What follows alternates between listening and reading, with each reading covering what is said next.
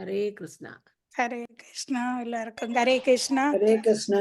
ஓம் நமோ பகவதே வாசுதேவாய. ஓம் நமோ பகவதே வாசுதேவாய. ஓம் நமோ பகவதே வாசுதேவாய. ஓம் நமோ பகவதே வாசுதேவாய. ஓம் நமோ பகவதே வாசுதேவாய. ஓம் நமோ பகவதே வாசுதேவாய.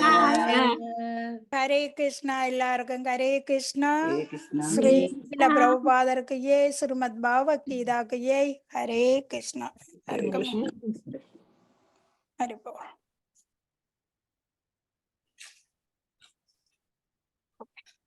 இன்னைக்கு அத்தியாயம் பகவத்கீதையில 2வது அத்தியாயம் உண்மை உருவில 27வது பதம். மொழிபெயர்ப்பு ஸ்ரீல பிரபுபாதர். ஹரே கிருஷ்ணா. நாகேஸ்வரி அம்மா வாசிங்க. ஓகே, கமலா மாதாஜி வாசிங்க. ஹரே கிருஷ்ணா. ஸ்லோகம் 27. ஜாதாஷஹி த்ருவோ மிர்துர் த்ருவம் ஜன்ம ஸ்மிருஸ்தஸ தஸ்மாத் அபரிஹர்ஜ்யஸ்ருதே நதேத்வம் யோசிதும் அர்ஹஷீம். பிறந்தவன் அவனுக்கும் மரணம் நிச்சயம். மரணமடைந்தவன் மீண்டும் பிறப்பது நிச்சயமே. எனவே தவிர்க்க முடியாத உன் கடமைகளை செயலாற்றுவதில் நீ கவலைப்படக்கூடாது. பொருளுரை: வாழ்வின் ஒருவன் செய்யும் செயல்களுக்கேற்ப அவன் மறுபிறவி எடுத்தாக வேண்டும். மேலும் ஒருமுறை செயல்களை முடித்தபின் மீண்டும் பிறப்பதற்காக இறந்தாக வேண்டும். இவ்வாறு முக்தியின்றி பிறப்பும் இறப்பும் ஒன்றன் பின் ஒன்றாக தொடர்ந்த வண்ணம் உள்ளன. எனினும் பிறப்பும் இறப்பும் தொடர்கின்றன என்ற கருத்து கொலை, மிருகவதை, போர் முதலிய தேவையற்ற செயல்களை ஆதரிப்பதில்லை. அதே நேரத்தில் சட்டம் ஒழுங்கை காப்பாற்றுவதற்காக வன்முறையும் போரும் மனித சமுதாயத்தில் தவிர்க்கப்பட முடியாது. பகவானின் விருப்பமான குருஷேத்திர போர் தவிர்க்க முடியாததாகும். மேலும் நேர்மைக்காக போரிடுவது சத்திரியனின் கடமை. தனக்குரிய கடமையை செய்வதில் உறவினரின் இழப்புக்காக அர்ச்சுனன் ஏன் கவலைப்படவோ ஐயப்படவோ வேண்டும்? சட்டத்தை மீற அவனுக்கு உரிமை இல்லை. ஏனெனில் அவ்வாறு செய்தால் அவன் மிகவும் பயந்து கொண்டிருந்த பாவ விளைவுகளை அவன் அடைந்தாக வேண்டும். தனக்குரிய கடமையை புறக்கணிப்பதால் தனது உயிரினது மரணத்தை அவன் நிறுத்த முடியாது என்பது மட்டுமல்ல, தவறான முடிவையும் எடுத்ததற்காக இழிந்தவனாகி விடுகிறான். ஹரே கிருஷ்ணா. ஹரே கிருஷ்ணா. ஹரே கிருஷ்ணா. இப்ப பதம் 27ல அர்ஜுனனுக்கு பகவான் பதம் சொல்ற என்னண்டு: பிறந்தவன் அவனுக்கு மரணம் நிச்சயம். மரணம் அடைந்தவன் மீண்டும் பிறப்பது நிச்சயம். என்னண்டு? பிறந்தவனுக்கு மரணம் இருக்குது, மரணம் அடைஞ்சவன் மீண்டும் பிறக்கிறான்டா. இப்படி இந்த உடல் தான் அழியுது. எங்கடா உடல் தான் அழிஞ்சு கொண்டிருக்கு. ஆத்மாக இந்த அழிவுமே இல்லையா? ஆத்மா இன்னொரு உடம்பே எடுக்குது, திருப்பி என்ன அந்த உடம்பை விடையக்க பேர்ந்து அடுத்த ஒரு உடம்பை எடுக்குது. அப்ப ஆத்மாவுக்கு மரணமே இல்லை. இந்த உடம்பு தான் பிறக்குது, இறக்குது, பிறக்குது, இறக்குற மாற்றத்துக்கு போய் கொண்டிருக்குது. அப்ப எனவே தவிர்க்க முடியாத உன் கடமைகளை செயலாற்றுவதில் நீ கவலைப்படக்கூடாது. அப்ப நீ யுத்தம் செய்ய வேணும். நீ சத்திரியன், நீ போரிட வேணும். அது தவிர்க்க முடியாது. நீ இந்த உடம்புக்காக பருந்த தேவையில்லை. அப்ப வாழ்வில் ஒருவன் செய்யும் செயலுக்கேற்ப அவன் மறுபிறவி எடுத்தாக வேண்டும். மேலும் ஒரு முறை செயல்களை முடித்து பின் மீண்டும் புறப்பட்டதாக புறப்பதற்காக இறந்தாக வேண்டும். பாருங்க, அவன் வாழ்வின் ஒருவன் செய்யும் செயலுக்கேற்பதான் அடுத்த பிறப்பங்களுக்கு கிடைக்குது. அந்த கர்மா பொறுத்து தான் நாங்க அடுத்த உடம்பை எடுக்கிறோம். ஆனா அவன் இறந்தா மீண்டும் பிறக்கணும், பிறந்தா இறக்கணும். அவன் அந்த கட்டத்துக்குள்ளதான் இருந்து கொண்டிருக்கிறான். அப்ப இவ்வாறு முத்தியின்றி பிறப்பதும் இறப்பதும் ஒன்றின் பின் ஒன்றாக தொடர்ந்த வண்ணம் உள்ளது. என்ன முத்தியின்றி என்று நாங்க எப்ப பகவானை அறிகிறோமோ அது மட்டும் நாங்க புறப்புறப்புக்கே ஆப்பிட்டு கொண்டுதான் இருப்போம். அதை எந்த உடம்பு எடுக்கிறோம்னு தெரியா. எத்தனை லட்சம் உயிரினங்கள் இருக்குது? 84 லட்சம் உயிரினங்கள் இருக்குது. எனினும் பிறப்பு இறப்பு தொடர்கின்றன என்ற கருத்து கொலை, மிருகவதை, போர் முதலிய தேவையற்ற செயல்களை ஆதரிப்பது இல்லை. இப்ப சில நேரம் இந்த அறிவு குறைஞ்சது யாரென்னாலும் கேட்கலாம். அப்ப நாங்க பேர்ந்தும் பிறக்கிறோம் தானே, இறந்தாலும் பிறக்கத்தானே போறோம். அப்ப நாங்க யாரை என்னாலும் கொலை செய்யலாம், எந்த மிருகத்தையும் கொலை செய்யலாம் என்ற ஒரு நோக்கம் அங்கே இருக்கும். அதற்காக நாங்க பிறக்கிறோம்ன்றதுக்காக யாரையும் கொலை செய்யறதுக்கு யாரையுமே ஆதரிக்க இல்லையே. அது பிறக்குது, தன் காலம் மட்டும் அது வாழுது, பேர்ந்து அது அடுத்த உடம்புக்கு போகுது. அதுக்காக யாரையும் கொலை செய்யறதுக்கு அனுமதி இல்லை. அப்ப அந்த நேரத்தில் சட்டம் ஒழுங்கை காப்பாற்றுவதற்காக வன்முறை போர் மனிதன் சமுதாயத்தில் தவிர்க்க முடியாது. அப்போ ஒரு பிரச்சனை ஒன்று நடந்தா வன்முறை என்றது தவிர்க்க முடியாது, அது நடந்து கொண்டுதான் இருக்குது. பகவானின் விருப்பமான குருச்சேத்திர போர் தவிர்க்க முடியாததாகும். இப்ப அர்ஜுனனுக்கு குருச்சேத்திர போரை தவிர்க்கவே முடியாது, அவன் கட்டாயம் செயலாற்ற வேணும். மேலும் நேர்மைக்காக போரிடுவது சத்திரியனின் கடமை. சத்திரியன் வந்து நேர்மையான போரிட வேணும். அவன் புறமுதுகு காட்டி ஓடவே கூடாது, அந்த இடத்துல அவன் செய்ய வேணும் யுத்தத்தை. அப்ப தனக்குரிய கடமையை செய்வதில் உறவினரின் இழப்புக்காக அர்ஜுனன் ஏன் கவலைப்படவோ ஐயப்படவோ வேண்டும்? இந்த கேள்வி வருது. ஏன் பிறக்கின அதால நீ யாரையுமே அழிக்க இல்லை, அப்ப நீ ஏன் கவலைப்படுற? அப்ப சட்டத்தை மீற அவனுக்கு உரிமை இல்லை. இப்ப விளங்குதா? அவனுக்கு யாரையும் மீற கொள்றது, சட்டத்தை மீற உரிமை அர்ஜுனனுக்கு இல்லை. ஆனா இது பகவான் விருப்பப்படிதான் அங்க நடக்குது.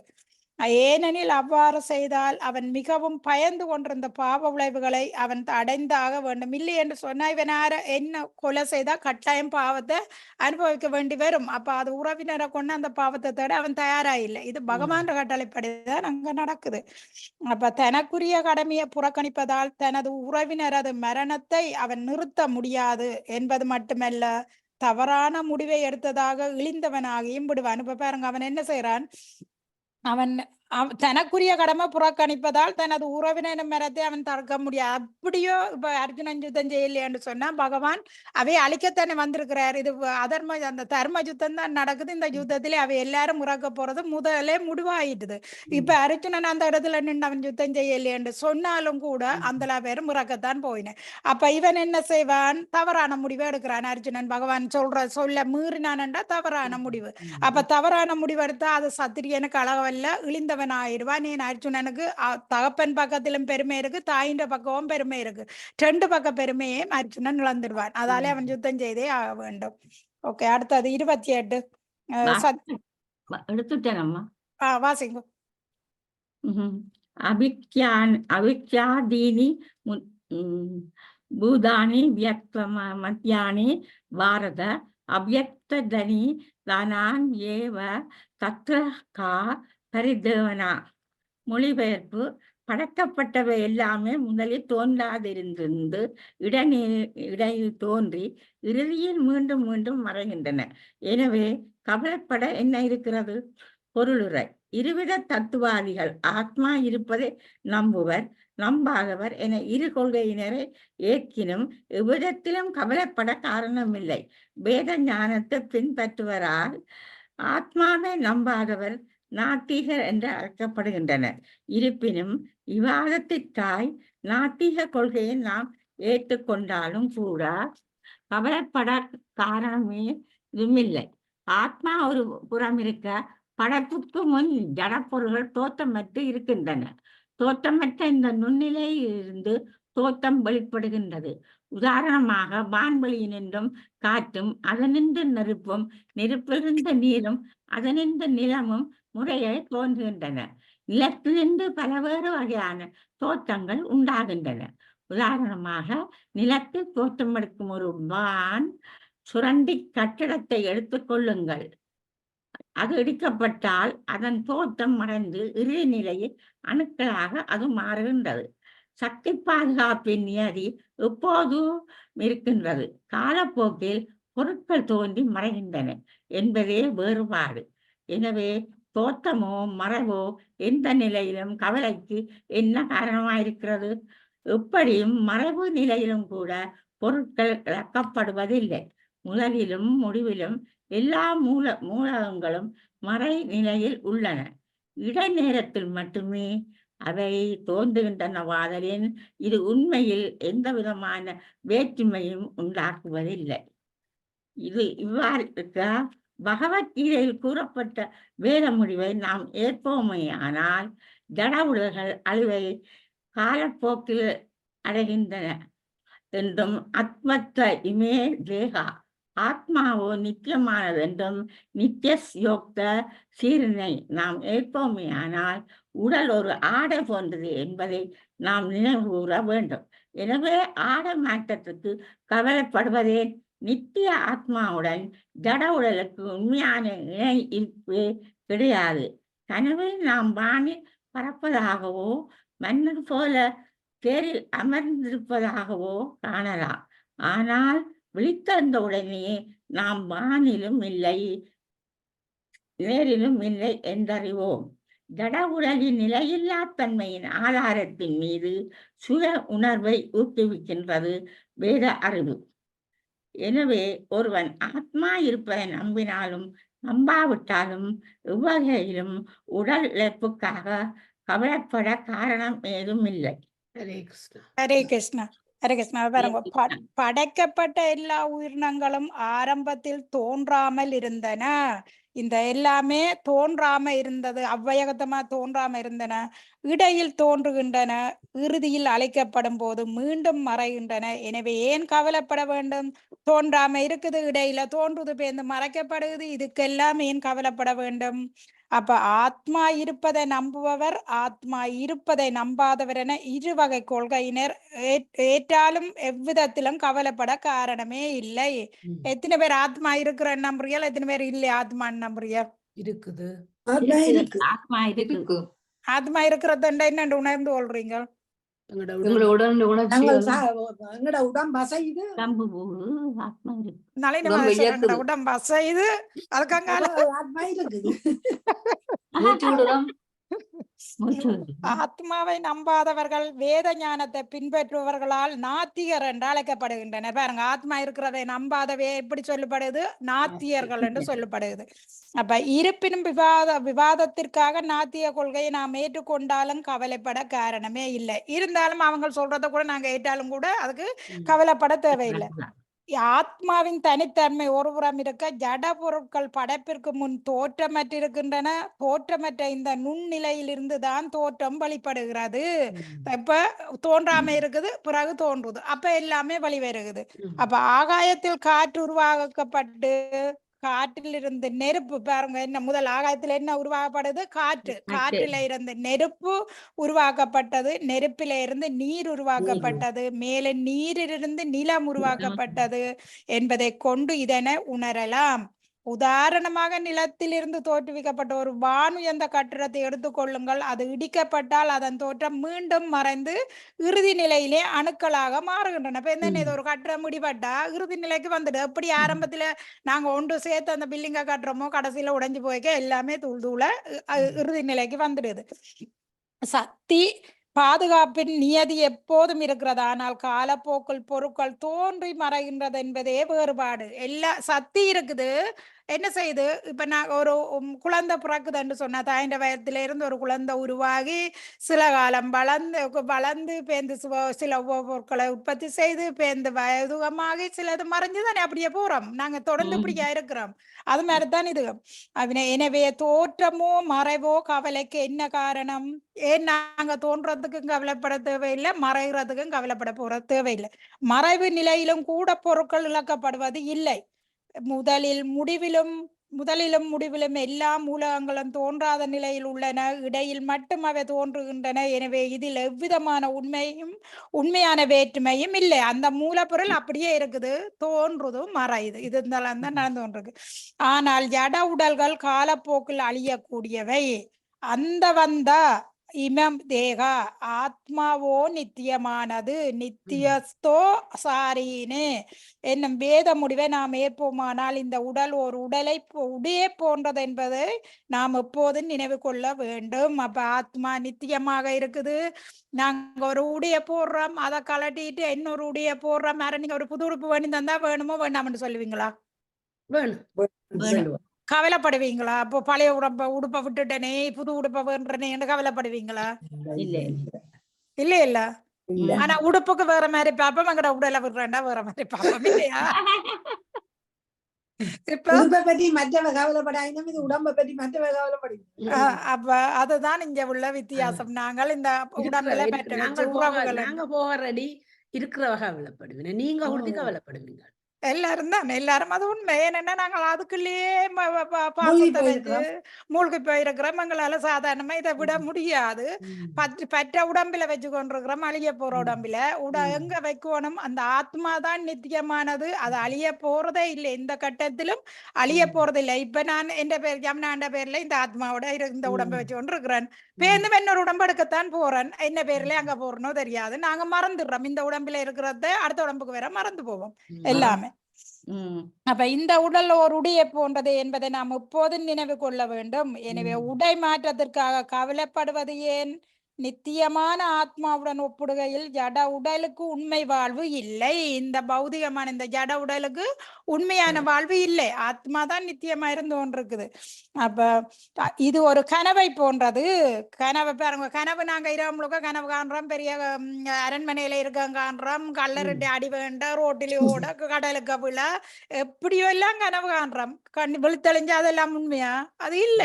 அதே மாதிரி இந்த உதாரணம் கொடுத்தது, கனவில் நாம் வானில் பறப்பதாகவோ மன்னர் போல தேரில் அமர்ந்திருப்பதாகவோ காணலாம்.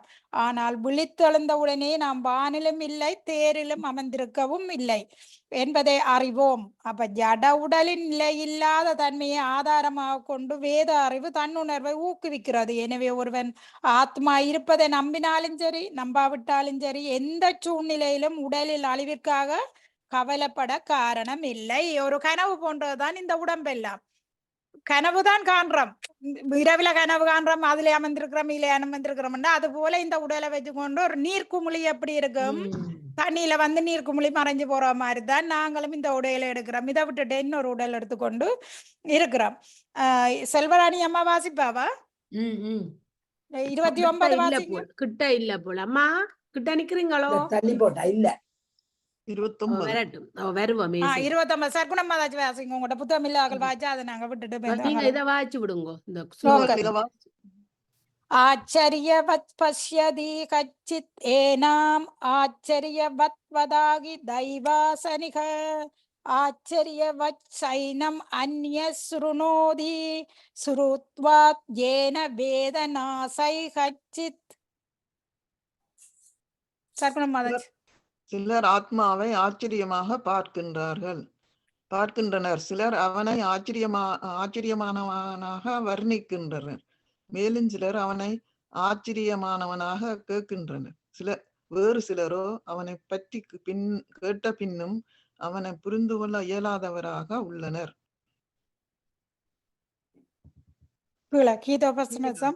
மிகப்பெரிய மிருகத்தின் உடலுக்குள்ளும் மிகப்பெரிய ஆலமரத்தின்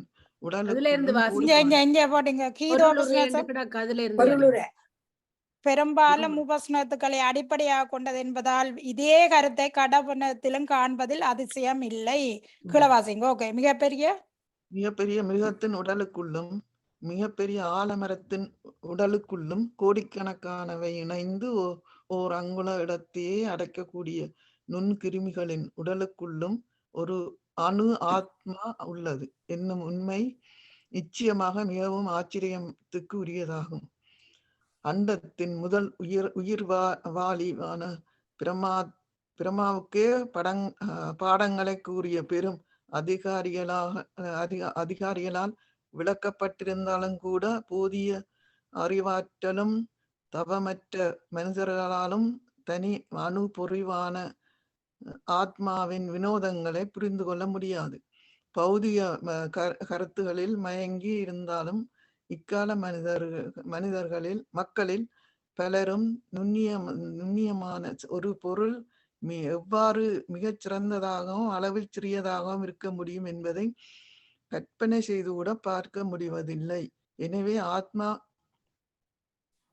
ஆத்மா என்னும் உண்மையை அதன் நிலையிலேயோ விவரிக்கப்படும் விதத்திலேயோ மக்கள் மிக வினோதமாக காண்கின்றனர்.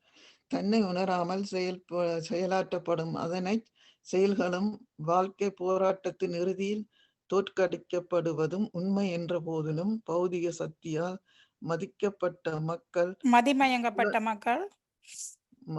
மதிமயக்கப்பட்ட மக்கள் புலனுணர்ச்சியை பொறுவதற்காக செயல்களில் ஊன்றி இருக்கும் காரணத்தால் தன்னை உணர்ந்து கொள்வதற்கான வினாக்களை எழுப்புவதற்கு போதிய நேரமற்றவராகி விடுகின்றனர்.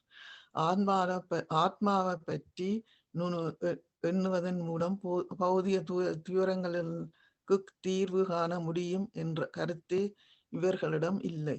ஆத்மாவை பற்றி கேட்பதில் விருப்பமுடையவர்கள் சிலர் சத்த சங்கங்களுக்கு சென்று உபநயங்களையும் கேட்டாலும் கூட அறியாமையின் காரணத்தால் ஆன்மாவையும் பரமாத்மாவையும் ஒன்றே அளவில் வேறுபட்டு இருப்பதை கருத்தில் கொள்ளலாம் என்று ஏற்றுக்கொள்ளும்படி தவறாக வழிகாட்டப்படுகின்றனர். பரமாத்மா மற்றும் அணு ஆத்மாவின் நிலை, அவர்களுக்குரிய செயல்கள் மற்றும் உறவுகள், அவர்களை பற்றிய முக்கிய மற்றும் நுண் விவரங்களை முறையாக தெரிந்து கொள்ள ஒரு மனிதனை காண்பது மிக கடினமாகும். மேலும் ஆத்ம ஞானத்தின் மூலம் முழு பயனை அடைந்து அதன் நிலையை பல கோணத்திலிருந்து விளக்கக்கூடிய மனிதரை காண்பது அதைவிட கடினம். இருப்பினும் ஆத்மாவை பற்றிய தத்துவத்தை எவ்வாறேனும் ஒருவனால் அறிந்து கொள்ள முடிந்தால் அவனது வாழ்க்கை வெற்றி அடைந்தது என்னலாம். ஆத்மாவை பற்றிய விஷயங்களை அறிந்து கொள்வதற்காக மிக எளிய வழிமுறை மற்ற கொள்கைகளின் மூலம் விலகி செல்லாமல் மாபெரும் அதிகாரம் பெற்ற பகவான் கிருஷ்ணராலே உபதேசிக்கப்பட்ட பகவத்கீதையின் கூற்றுக்களை ஏற்பது. ஆனால் கிருஷ்ணரை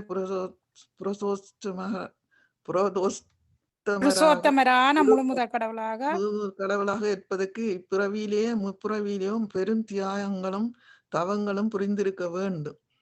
இருப்பினும் ஒரு தூய பக்தரால் காரணமற்ற காரணியினால் கிருஷ்ணரை உள்ளவாறு புரிந்து கொள்ள முடியும். வேறு வழியிலும் இது சாத்தியமல்ல. ஹரே கிருஷ்ணா, ஹரே கிருஷ்ணா.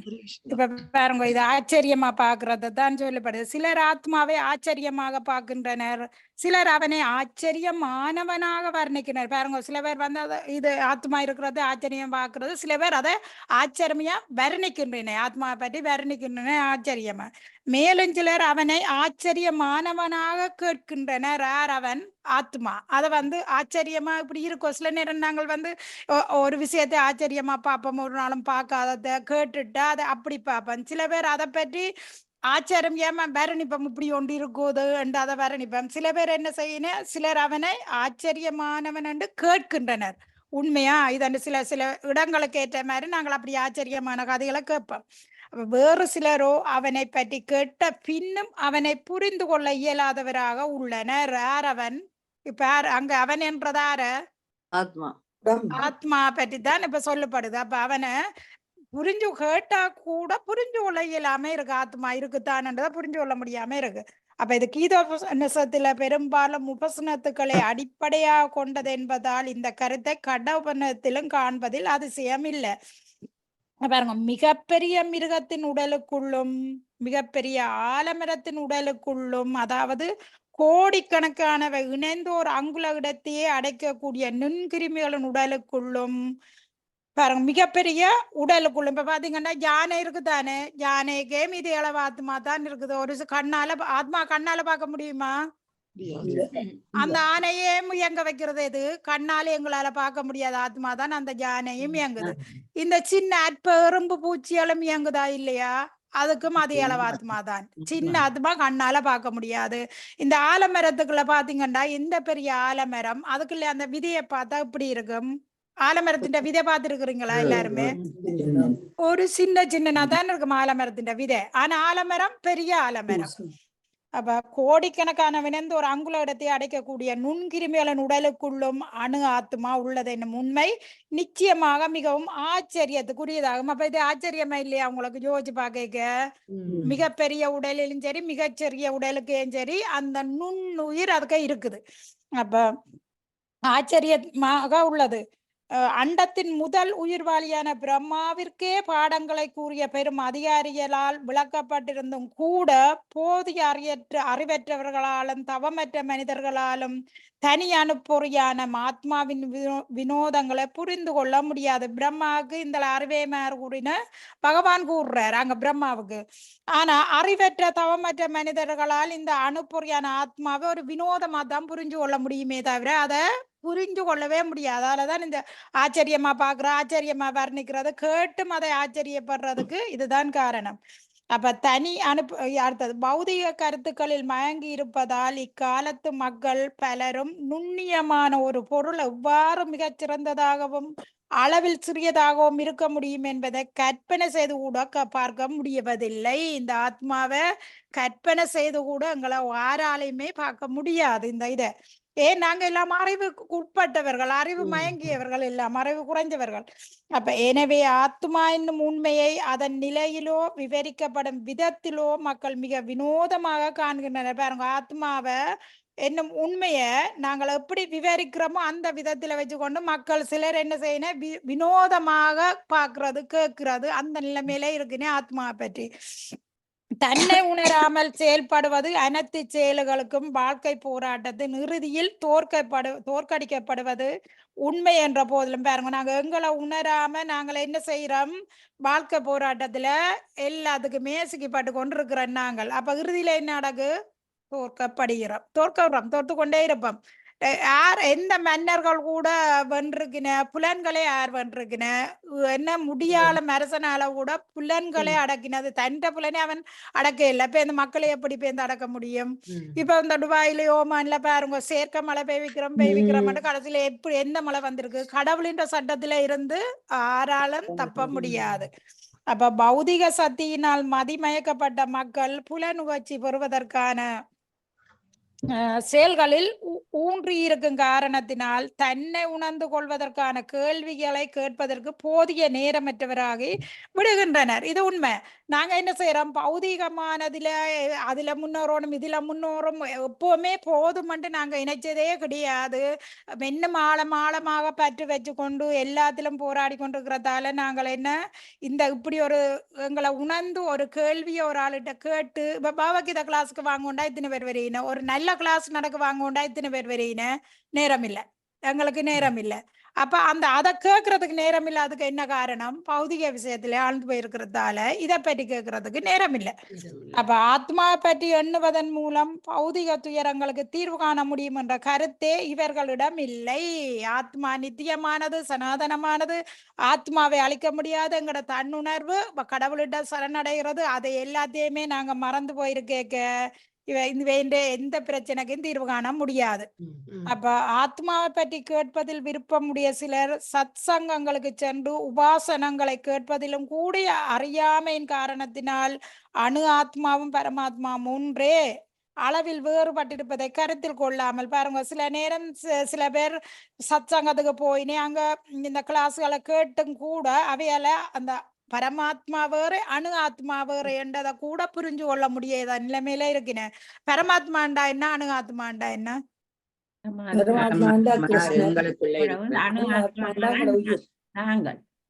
அணு ஆத்மா இல்ல ஜீவாத்மாக்களின் ஆத்மா, பரமாத்மான்றது பகவான். ஆனால் அளவில நாங்கள் வேறு, பகவான் வேறு. நாங்கள் அளவுக்கு உட்பட்டவர்கள், பகவான் அளவுக்கு அப்பாற்பட்டவர். அப்ப அளவில் வேறுபட்டிருப்பதை கருத்தில் கொள்ளாமல் என்றும் ஏற்றுக்கொள்ளும்படி தவறாக வழிகாட்டப்படுகின்றன. அப்ப இவ கிளாஸ்கள்ல இப்படியான கிளாஸ்கள்ல போயிருந்து கேட்டா கூட ஆத்மாவுக்கும் பரமாத்மாவுக்கும் வித்தியாசம் கண்டுபிடிக்க முடியாதுல, ரெண்டும் ஒன்றுதான். இப்ப சில இடத்துல நீங்க கேள்விப்படுறீங்க, எல்லா கடவுளும் ஒன்றுதான், எல்லாம் எதை கும்பிட்டா எங்களுக்கு என்ன, எல்லாம் ஒன்றுதான். இந்த கேள்வி கூட சொல்லி கொண்டிருக்கீங்க வசனம் கூட. அப்ப பரமாத்மா மற்றும் அணு ஆத்மாவின் நிலை, அவர்களுக்குரிய செயல்கள் மற்றும் உறவுகள், அவர்களை பற்றிய முக்கியம் மற்றும் நுண் விவரங்களை முறையாக தெரிந்து கொள்ள ஒரு மனிதரை காண்பது மிக கடினமாகும். மேலும் ஆத்ம ஞானத்தின் மூலம் முழு பலனை அடைந்து அதன் நிலையை பல கோணங்களில் இருந்து விளக்கக்கூடிய மனிதரை காண்பது அதை விட கடினம். பாருங்க, இதை முறையாக தெரிஞ்சு கொண்டு இதை காண்பதே கஷ்டமானது. இப்ப இந்த ஆத்ம ஞானத்தை விவரிக்கிறதுக்கு ஒரு அப்படிப்பட்ட மனிதனை கண்டுபிடிக்கிற அதை விட கஷ்டம்.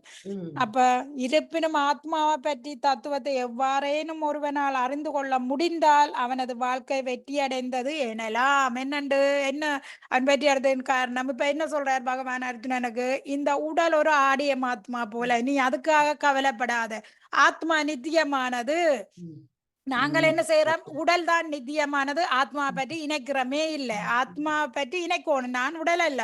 அப்பே நான் இவ்வளவு கஷ்டப்பட வேணும், மற்றவே என்ற சொத்தை எடுக்கணும், சண்டை பிடிக்கணும், ஒரு சின்ன விஷயத்துக்கு அங்க கொலை நடக்க வேணும், யாரோடையுமே சந்தோஷமா இருக்கிற இல்லை. எல்லா உயிரினங்கள் மீது நாங்க அன்பா இருக்கணுமா? மேன் அங்க பரமாத்மா இருக்கிறார். ஆத்மா தான் நித்தியமானது, உடல் அழிய போகுது. பாருங்க, ஆத்மா பற்றிய விஷயங்களை புரிந்து கொள்வதற்கான மிக எளிய வழிமுறை மற்ற கொள்கைகளின் மூலம் விலகிச் செல்லாமல் மாபெரும் அதிகாரம் பெற்ற பகவான் கிருஷ்ணரால் உபதேசிக்கப்பட்ட பகவத்கீதையின் கூற்றுக்களை ஏற்பதே. இப்ப இந்த விஷயத்தை, ஆத்மா பற்றிய விஷயத்தை யாரு அர்ஜுனனுக்கு சொன்னது? பகவான் சொன்னதை ஏற்பதே. ஆனால் கிருஷ்ணர் புருஷோத்தமரான முழுமுத கடவுளாக ஏற்பதற்கு இப்புறவியிலோ முப்புறவியிலோ பெரும் தியாகங்களும் தவங்களும் புரிந்திருக்க வேண்டும். பகவான் கிருஷ்ணரை கடவுளாக ஏற்கிறது சாதாரண விஷயம் இல்லை. அதை நாங்க முப்புறப்புல புண்ணியம் செய்திருந்தா தான் இந்த புறப்புல ஏற்க முடியும். அப்ப இருப்பினும் ஒரு தூய பக்தரின் காரணமற்ற கருணையினால் கிருஷ்ணரை உள்ளவாறு புரிந்து கொள்ள முடியும். வேறு வழியிலும் அது சாத்தியம் அல்ல, வேறு எவ்வழியிலும் சாத்தியம் அல்ல. அப்ப பாருங்க, நாங்கள் பகவான கடவுளண்டு நாங்க அடைகிறதுக்கே முற்புறப்பிலையோ இந்த புறப்பிலையோ புண்ணியம் செய்திருக்க வேணுமா என்று சொன்னா, தவங்கள் பெரிய தவம் செய்திருக்கணுமா, கங்கையில குளிச்சிருக்கணுமா, தான தர்மங்கள் செய்திருக்கணுமா, பகவான் தான் முழுமுத கடவுள் என்று அறிகிறதுக்கு. ஆனா இருப்பினும் ஒரு தூய ஒரு ஆன்மீக குருவின் ஒரு சங்கம் கிடைச்சிட்டு என்று சொன்னா ஒரு நல்ல அதிர்ஷ்டத்தால நாங்க தெளிவு பெற்றுடுவோம். இப்ப பிரபுபாதா என்ன செய்தார்? அமெரிக்காவுக்கு போய் எப்படி இருந்தாங்களே எப்படி ஆக்கினார். அப்போ ஒரு ஆன்மீக குருவின் சகவாசம் எங்களுக்கு கிடைச்சது என்று சொன்னா எங்களால எல்லாத்தையுமே இது ஆத்மா வேற உடல் வேறு என்றதை புரிஞ்சு கொள்ள முடியும். இல்லையண்டா புரிஞ்சு கொள்ள முடியாது. எத்தனை பேருக்கு தெரியும் ஆத்மா வேற உடல் வேறு என்ற? இவ்வளவோ பேருக்கு தெரியாது. எல்லாருமே என்ன சொல்லினு, நாங்க இப்ப இருக்க இதை அனுபவிச்சுட்டோம்டா, சரி மனித உடம்படுத்ததை அனுபவிக்க. மனித உடம்படுத்த என்னத்தை அனுபவிக்க? இந்த பௌதிகமானதை அனுபவிக்க மனித உடம்படுத்திருக்கிறோம். எவ்வளவு காலம் தவம் இருந்து எவ்வளவு எத்தனையோ பிறப்புக்கு புரட்ச அரிதிலும் அரிதான இந்த உடம்பை நாங்கள் அநியாயமாக்குறோம். ஓகே, 30 அவ செல்வராணி மாதாஜி இருந்தா சரி. அம்மா வாசிங்கோ. நீங்க ஸ்லோகத்தை அம்மா ஸ்லோகம் படிப்பீங்களா? இதுதான் ஸ்லோகம், படிப்பீங்களா? தேகி நித்யம். தேகி நித்யம் பண்ணுங்க. அவ படிப்பா அன்மியூட் பண்ணுங்க. அவ ஆள்கள் அம்மா அன்மியூட் பண்ணுங்க. மியூட்ல இருக்கிறீங்க. செல்வராணி அம்மா நீங்க அன்மியூட் பண்ணுங்க அம்மா. ஐயோ, சத்தம் கேட்கல. அவ அன்மியூட் பண்ணா அம்மா சத்தம் கேட்கல.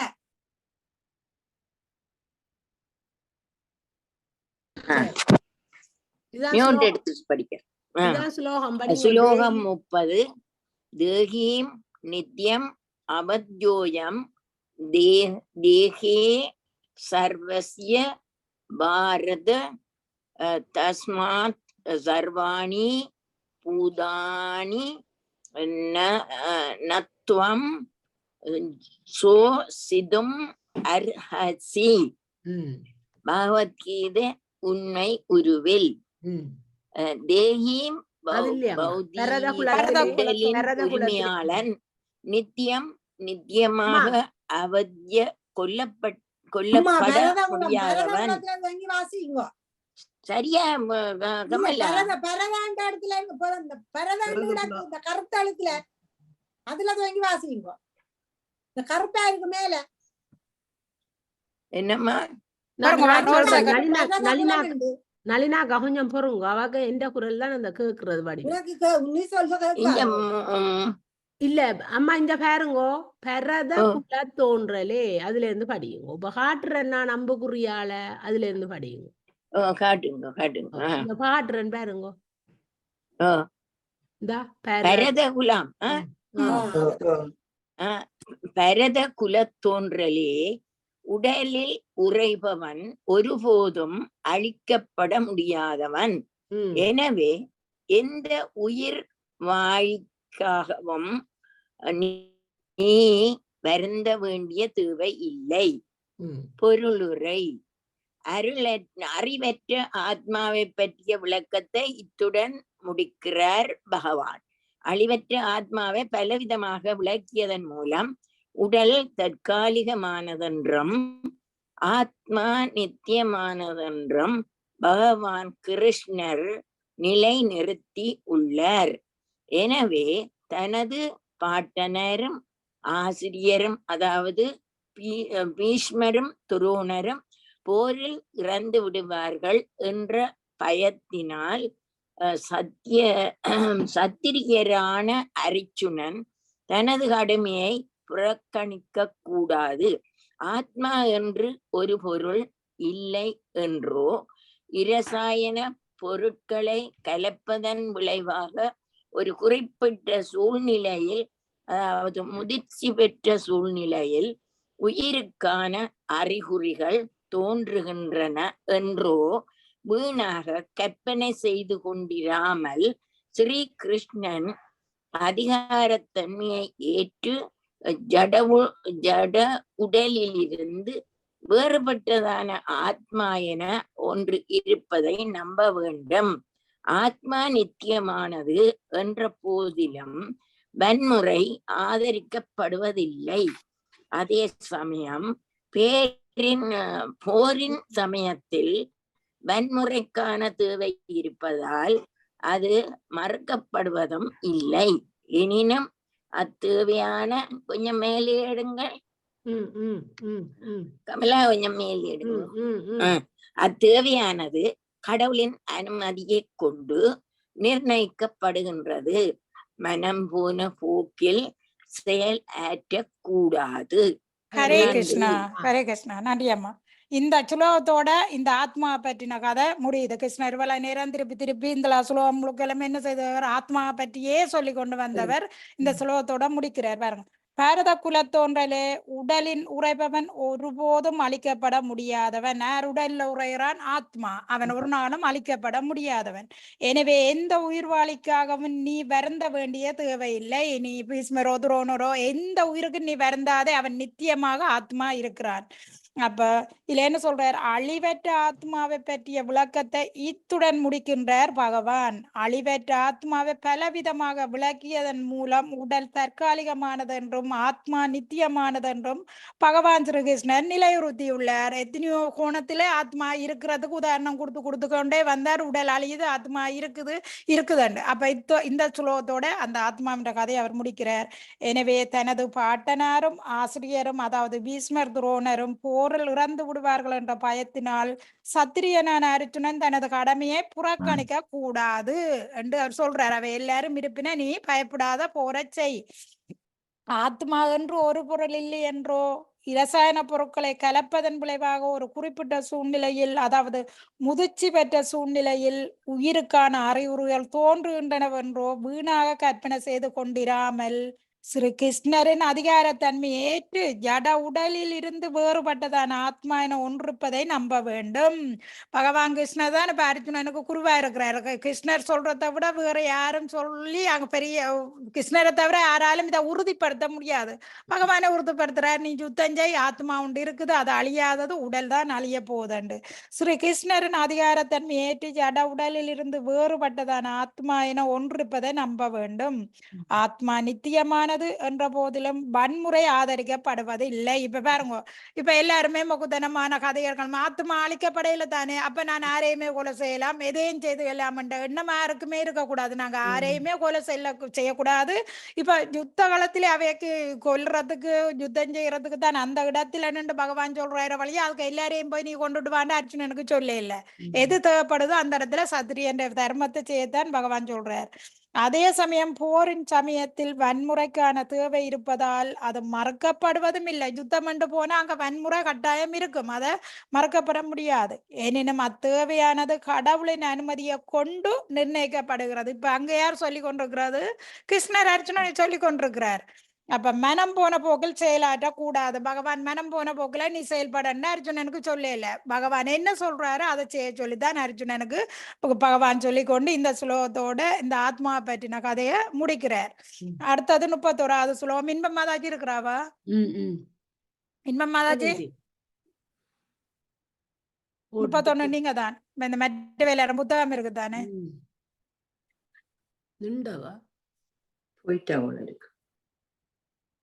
ஓகே, நளினி மாதாஜி வாசிங்க. அப்ப இல்லையா உதவி பாடுங்க. நளினி மாதாஜி வாசிங்க.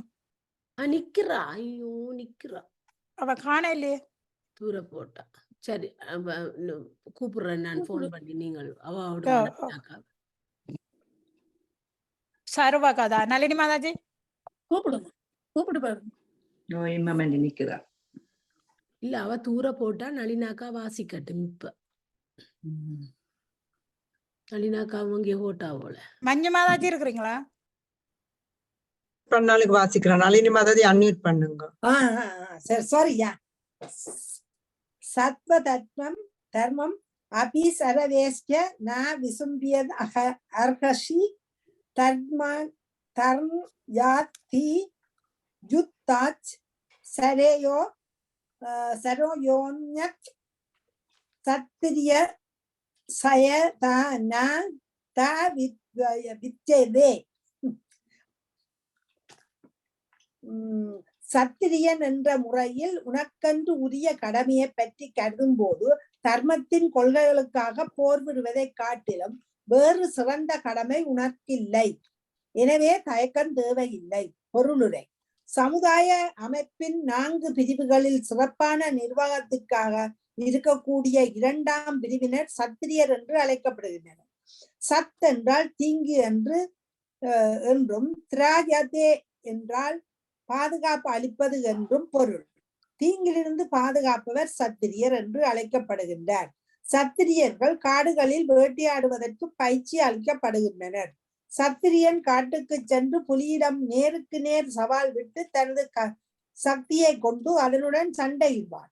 புலி கொல்லப்பட்டவுடன் அரச மரியாதையுடன் அது அடக்கம் செய்யப்படும். ஜெய்ப்பூர் அரச வம்சத்தினரால் இவ்வழக்கம் இன்றும் அனுஷ்டிக்கப்படுகிறது. சவால் விட்டு கொலை புரிவதில் சத்திரியர்களுக்கு விசேஷ பயிற்சி அளிக்கப்படுகிறது. ஏனெனில் தர்மத்தின் அடிப்படையிலான போர் சில நேரங்களில் அவசியமாகிறது. எனவே சந்நியாசம் என்றழைக்கப்படும் துறவு வாழ்வை நேரடியாக ஏற்றுக்கொள்வது சத்திரியனுக்கு உரியதன்று. அரசியலில் அகிம்சை என்பது ஒரு தந்திரமே ஒழிய கொள்கையோ உண்மை நியதியோ ஆக முடியாது. அறநெறி நூல்களில் பின்வருமாறு கூறப்பட்டுள்ளது. ஓகே, அப்படி என்னங்க மஞ்சு மாதாஜி வாசிங்கோ.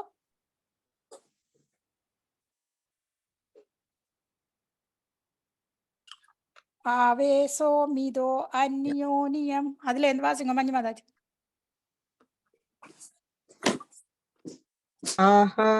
ஆஹாவேஷு மிதோன்யோன்யம் ஜிகாம்சந்தோ மஹீஷித யுத்த மானா பரம் சக்தயா சவர்க்கம் யாந்த்ய பராங்முகா யன்யோசு அஷபோ பிரஹமன் ஹன்யந்தே சததம் விஜய் சம்ஸ்கிருதா ஸ்கில மந்த்ரைஷ்ய தேபி ஸ்வர்க்கம் அவாப்னுவன்.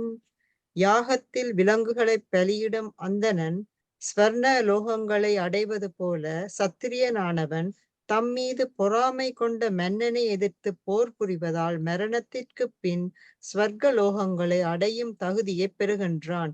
எனவே யாகத்தீயில் மிருகங்களை கொள்வதோ அறநியதிப்படி போர்க்களத்தில் கொலை புரிவதோ வன்முறையாக கருதக்கூடாது. ஏனெனில் இச்செயல்களின் அறக்கொள்கைகளால் எல்லாரும் நன்மையை அடைகின்றனர். ஓர் இனத்திலிருந்து மற்றொரு இனத்திற்கு படிப்படியாக செல்லாமல் யாகத்தில் பலியிடப்படும் மிருகம் உடனேயே மனித பிறவியை அடைகின்றது. அதனை பலியிடும் அந்தணரும் மேலுலகங்களை அடைகின்றனர். அதுபோல போர்க்களத்தில் உயிரை விடும் சத்திரியரும் மேலுலகங்களை அடைகின்றனர். இருவிதமான கடமைகள், அதாவது ஸ்வதர்மங்கள் இருக்கின்றன. முக்தி அடையாதவன் தான் பெற்றுள்ள உடலை சார்ந்த கடமைகளை அறக்கொள்கைகளின் அடிப்படையில் முக்தி பெறுவதற்காக செயலாற்ற வேண்டும். முக்தி பெற்றபின் அவனது ஸ்வதர்மம், அதாவது கடமை, உடல் சார்ந்த வாழ்வை அடிப்படையாக கொள்ளாமல் ஆன்மீகமாக மாறிவிடுகின்றது. உடல் சார்ந்த வாழ்வில் அந்தணருக்கும் சத்திரியருக்கும் சில குறிப்பிட்ட கடமைகள் உள்ளன. அவை தவிர்க்க முடியாதவை. ஸ்வதர்மம் என்பது கடவுளால் விதிக்கப்படுவதாகும். இது 4ஆம் அத்தியாயத்தில் விளக்கப்படும். உடலின் தளத்தில் ஒருவனது ஸ்வதர்மம் வர்ணாசிரம தர்மம், அதாவது மனிதனின் ஆன்மீக அறிவுக்கான படிக்கல் என்று அறியப்படுகிறது. மனித கலாச்சாரம் வர்ணாசிரம தர்மத்திலிருந்துதான், அதாவது அவரவருடைய உடலின் இயற்கையை பொறுத்த கடமைகளில் இருந்துதான் தொடங்குகின்றது. எந்த துறையாக இருந்தாலும் உயர் அதிகாரிகள் வழிகாட்டலின்படி தனக்குரிய கடமைகளை நிறைவேற்றுவதன் மூலம் ஒருவன் வாழ்வின் உயர்ந்த நிலைக்கு தன்னை உயர்த்தி கொள்ள முடியும். ஹரே ஹரே கிருஷ்ணா, ஹரே ஹரே கிருஷ்ணா. கிருஷ்ணா, ஹரி போல், ஹரி போல். பாருங்க, இப்ப சத்திரியன் என்ற முறையில் உனக்கென்று உரிய கடமையை பற்றி கருதும் போது தர்மத்தின் கொள்கைகளுக்காக போர் புரிவதை காட்டிலும் வேறு சிறந்த கடமை உனக்கு இல்லை. எனவே தயங்க தேவையில்லை. பகவான் அர்ஜுனனுக்கு என்ன சொல்லப்படுது? நீ சத்திரியன் முறையில உனக்கு என்ன கடமை? போர் செய்யற கடமை. நீ தயங்கவே தேவையில்லை, நீ யுத்தம் செய்யன்னு பகவான் அங்க சொல்றார். சண்டை போடாவிட்டால் என்ன நடக்கும், எப்படி பேசுவார் என்று பகவான் சொல்லுறார். நீ சண்டை கட்டாயம் செய்ய வேணும், சண்டையை யுத்தத்தை செய்யன்னு சொல்றார். அப்ப பொல்லுரையில சமுதாய அமைப்பின் 4 பிரிவுகளின் சிறப்பான நிர்வாகத்திற்காக இருக்கக்கூடிய 2ஆம் பிரிவினர் சத்திரியர் என்று அழைக்கப்படுகின்றனர். என்ன 4 வர்ணம் 4 இருக்குது? முதலாவது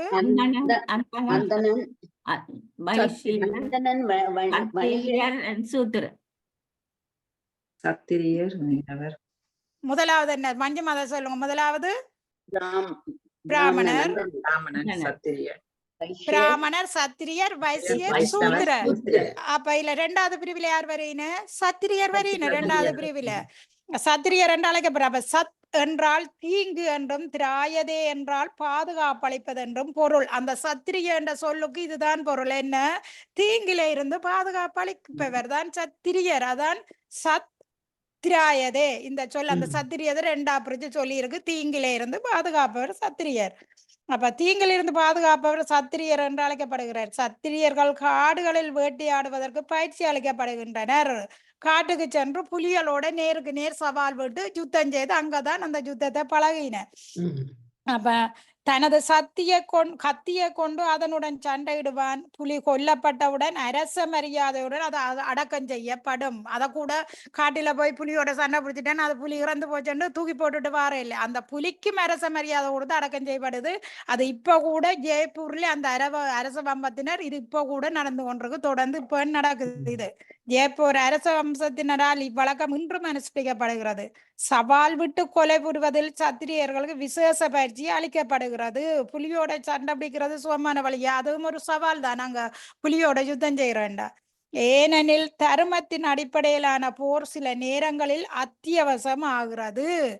அப்ப எனவே சந்நியாசம் என்று அழைக்கப்படும் துறவு வாழ்க்கை நேரடியாக ஏற்றுக்கொள்வது சத்திரியனுக்கு உரியதன்று. சத்திரியன் என்ன செய்யணும்? யுத்தம் செய்யணும், நாட்டு மக்களை காப்பாற்றணும், தேவைப்பட்ட வன்முறையும் கையாள வேண்டும். அப்ப அவன் துறவு வாழ்க்கையை ஏற்றுக்கொள்ளலாமா? சத்திரியனுக்கு அது உரியதல்ல துறவு வாழ்க்கை. அப்ப அரசியலில் அகிம்சை என்பது ஒரு தந்திரமியோலிய கொள்கையோ உண்மை நித்தியமோ ஆக முடியாது. அறநெறி நூல்களில் பின்வருமாறு கூறப்பட்டுள்ளது: யாகத்தில் விலங்குகளை பலியிடும் அந்தணன் சுவர்க்க லோகங்களை அடைவது போல சத்திரியனானவன் தான் மீது பொறாண்மை கொண்ட மன்னனை எதிர்த்து போர் புரிவதால் மரணத்துக்கு பின் சுவர்க்கலோகங்களை அடைய தகுதி வருகிறான். இப்ப ஒரு யாகத்திலே ஒரு பலி கொடுத்துத்தான் முந்தின காலத்துல யாகம் செய்கிறது. ஒரு வயது போன மிருகத்தை பலி கொடுத்து அந்த யாகத்துல மந்திரங்களை ஓதி அந்த யாகம் உண்மையில அது சரியாக அந்த யாகம் நிறைவேற்றப்பட்டதுன்னா பலி கொடுத்த மிருகம் சுவர்க்கலோகத்துக்கு போகுது, அல்ல மனித உடம்பு எடுக்குது. அப்ப தெரியும் இது உண்மையா யாகம் சரியாக நடந்திருக்காண்டு. அது மாதிரி யுத்த காலத்துல கொல்லப்படும் வீரர்களும் சுவர்க்கலோகத்துக்கு தான் போறது. தர்ம யுத்தத்துல இப்ப நடக்கிற எல்லாம் அதர்ம யுத்தம் எல்லாம் எங்க போகுதுன்னு தெரியாது. தர்ம யுத்தத்துல நடந்த கதை இதுல போடப்படுது. எனவே யாகத்தீயில் மிருகங்களை கொள்வதோ அநியாயத்தின்படி போர்க்களத்தில் கொலை புரிவதோ வன்முறையாக கருதப்படக்கூடாது. அறநியதியின்படி, அநியாயமில்லை, அறநியதியின்படி போர்க்களத்தில் கொலை புரிவதோ வன்முறையாக கருதப்படக்கூடாது. ஏனெனில் இச்செயல்களின் அறக்கொள்கைகளால் எல்லோரும் நன்மையை அடைகின்றனர். ஒன்று அதுல வெற்றி கிடைச்ச நாட்டியாளின இறந்தா சுவர்க்கலோகத்துக்கு போயின. தர்ம யுத்தத்துல ஓர் இனத்திலிருந்து மற்றொரு இனத்துக்கு படிப்படியாக செல்லாமல் யாகத்தில் பலியிடப்படும் மிருகம் உடனேயே மனித பிறவி அடைகிறது. விளங்குதா? உண்மையில பரிணாம வளர்ச்சியின்படி வந்துதானே மனித உடம்பு கிடைக்குது. ஆனா அந்த மிருகத்தை யாகத்துல பலி உடுக்க அதுக்கு மனித உடம்பே கிடைச்சிருக்குதா. அப்ப அந்த யாகம் வெற்றி பெறுகிறது. அதனை பலியிடும் அந்தனரும் மேலுலகங்களை அடைகிறார். பாருங்க, அந்த யாகத்திலே அந்த பலியிடுறப்படுற மிருகங்களை பலியிட்டு அந்தனர் இருந்து அந்த யாகத்தை செய்கிறாரு இல்ல, அவரும் கூட மேலுலகத்துக்கு போறாரா. அப்ப அதுபோல் போர்க்களத்தில் உயிரவிடும் சத்திரியரும் மேலுலகங்களை அடைகின்றனர். அப்ப இருவிதமான கடமைகள், அதாவது சுவதர்மங்கள் இருக்கின்றன. முத்தி அடையாதவன் தான் பெற்றுள்ள உலக சார்ந்த கடமைகளையும் அறக்கொள்கைகளின் அடிப்படையில் முத்தி பெறுவதாக செயலாற்ற வேண்டும். 2 விட தர்மத்துல சுவதர்மம். அப்ப பெற்ற பின் அவன் அது சுவதர்மம், அதாவது கடமை, உடல் சார்ந்த வாழ்வை அடிப்படையாக கொள்ளாமல் ஆன்மீகமாக மாறிவிடுகிறது. இப்ப 2க்கும் விளங்குதா? சுவதர்மம், மற்றது ஸ்வதர்மம். இவன் முத்தி அடையறதுக்காக தன் உடலை சார்ந்த கடமைகளை அடிப்படையாக வச்சு செயலாற்ற வேணும். முத்தி பெறதுக்கு, முத்தி பெற்ற அப்புறம் அவன் என்ன செய்யறான்? ஆன்மீகமாகி மாறிவிடுகிறான். உடல் சார்ந்த வாழ்வில் அந்தனருக்கு சத்திரியருக்கு சில குறிப்பிட்ட கடமைகள் உள்ளது. அவை தவிர்க்க முடியாதவை.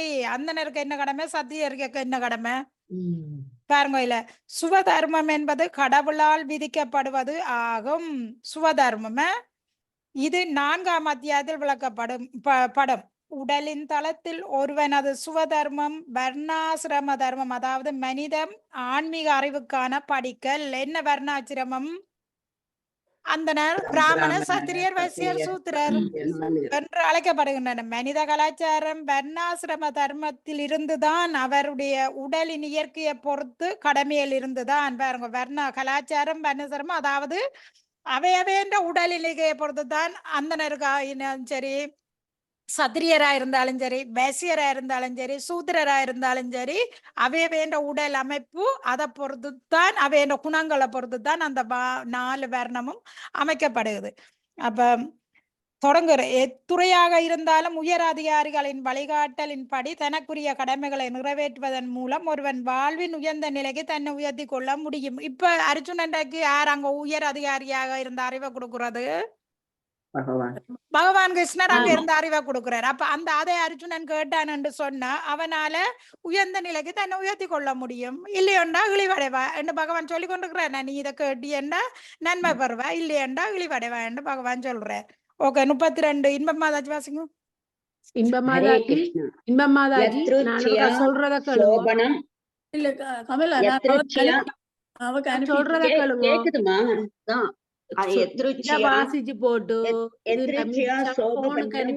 ஸ்வர்கத்வாரம் அபாவிருத்தம் சுகின சத்ரியா பார்த்த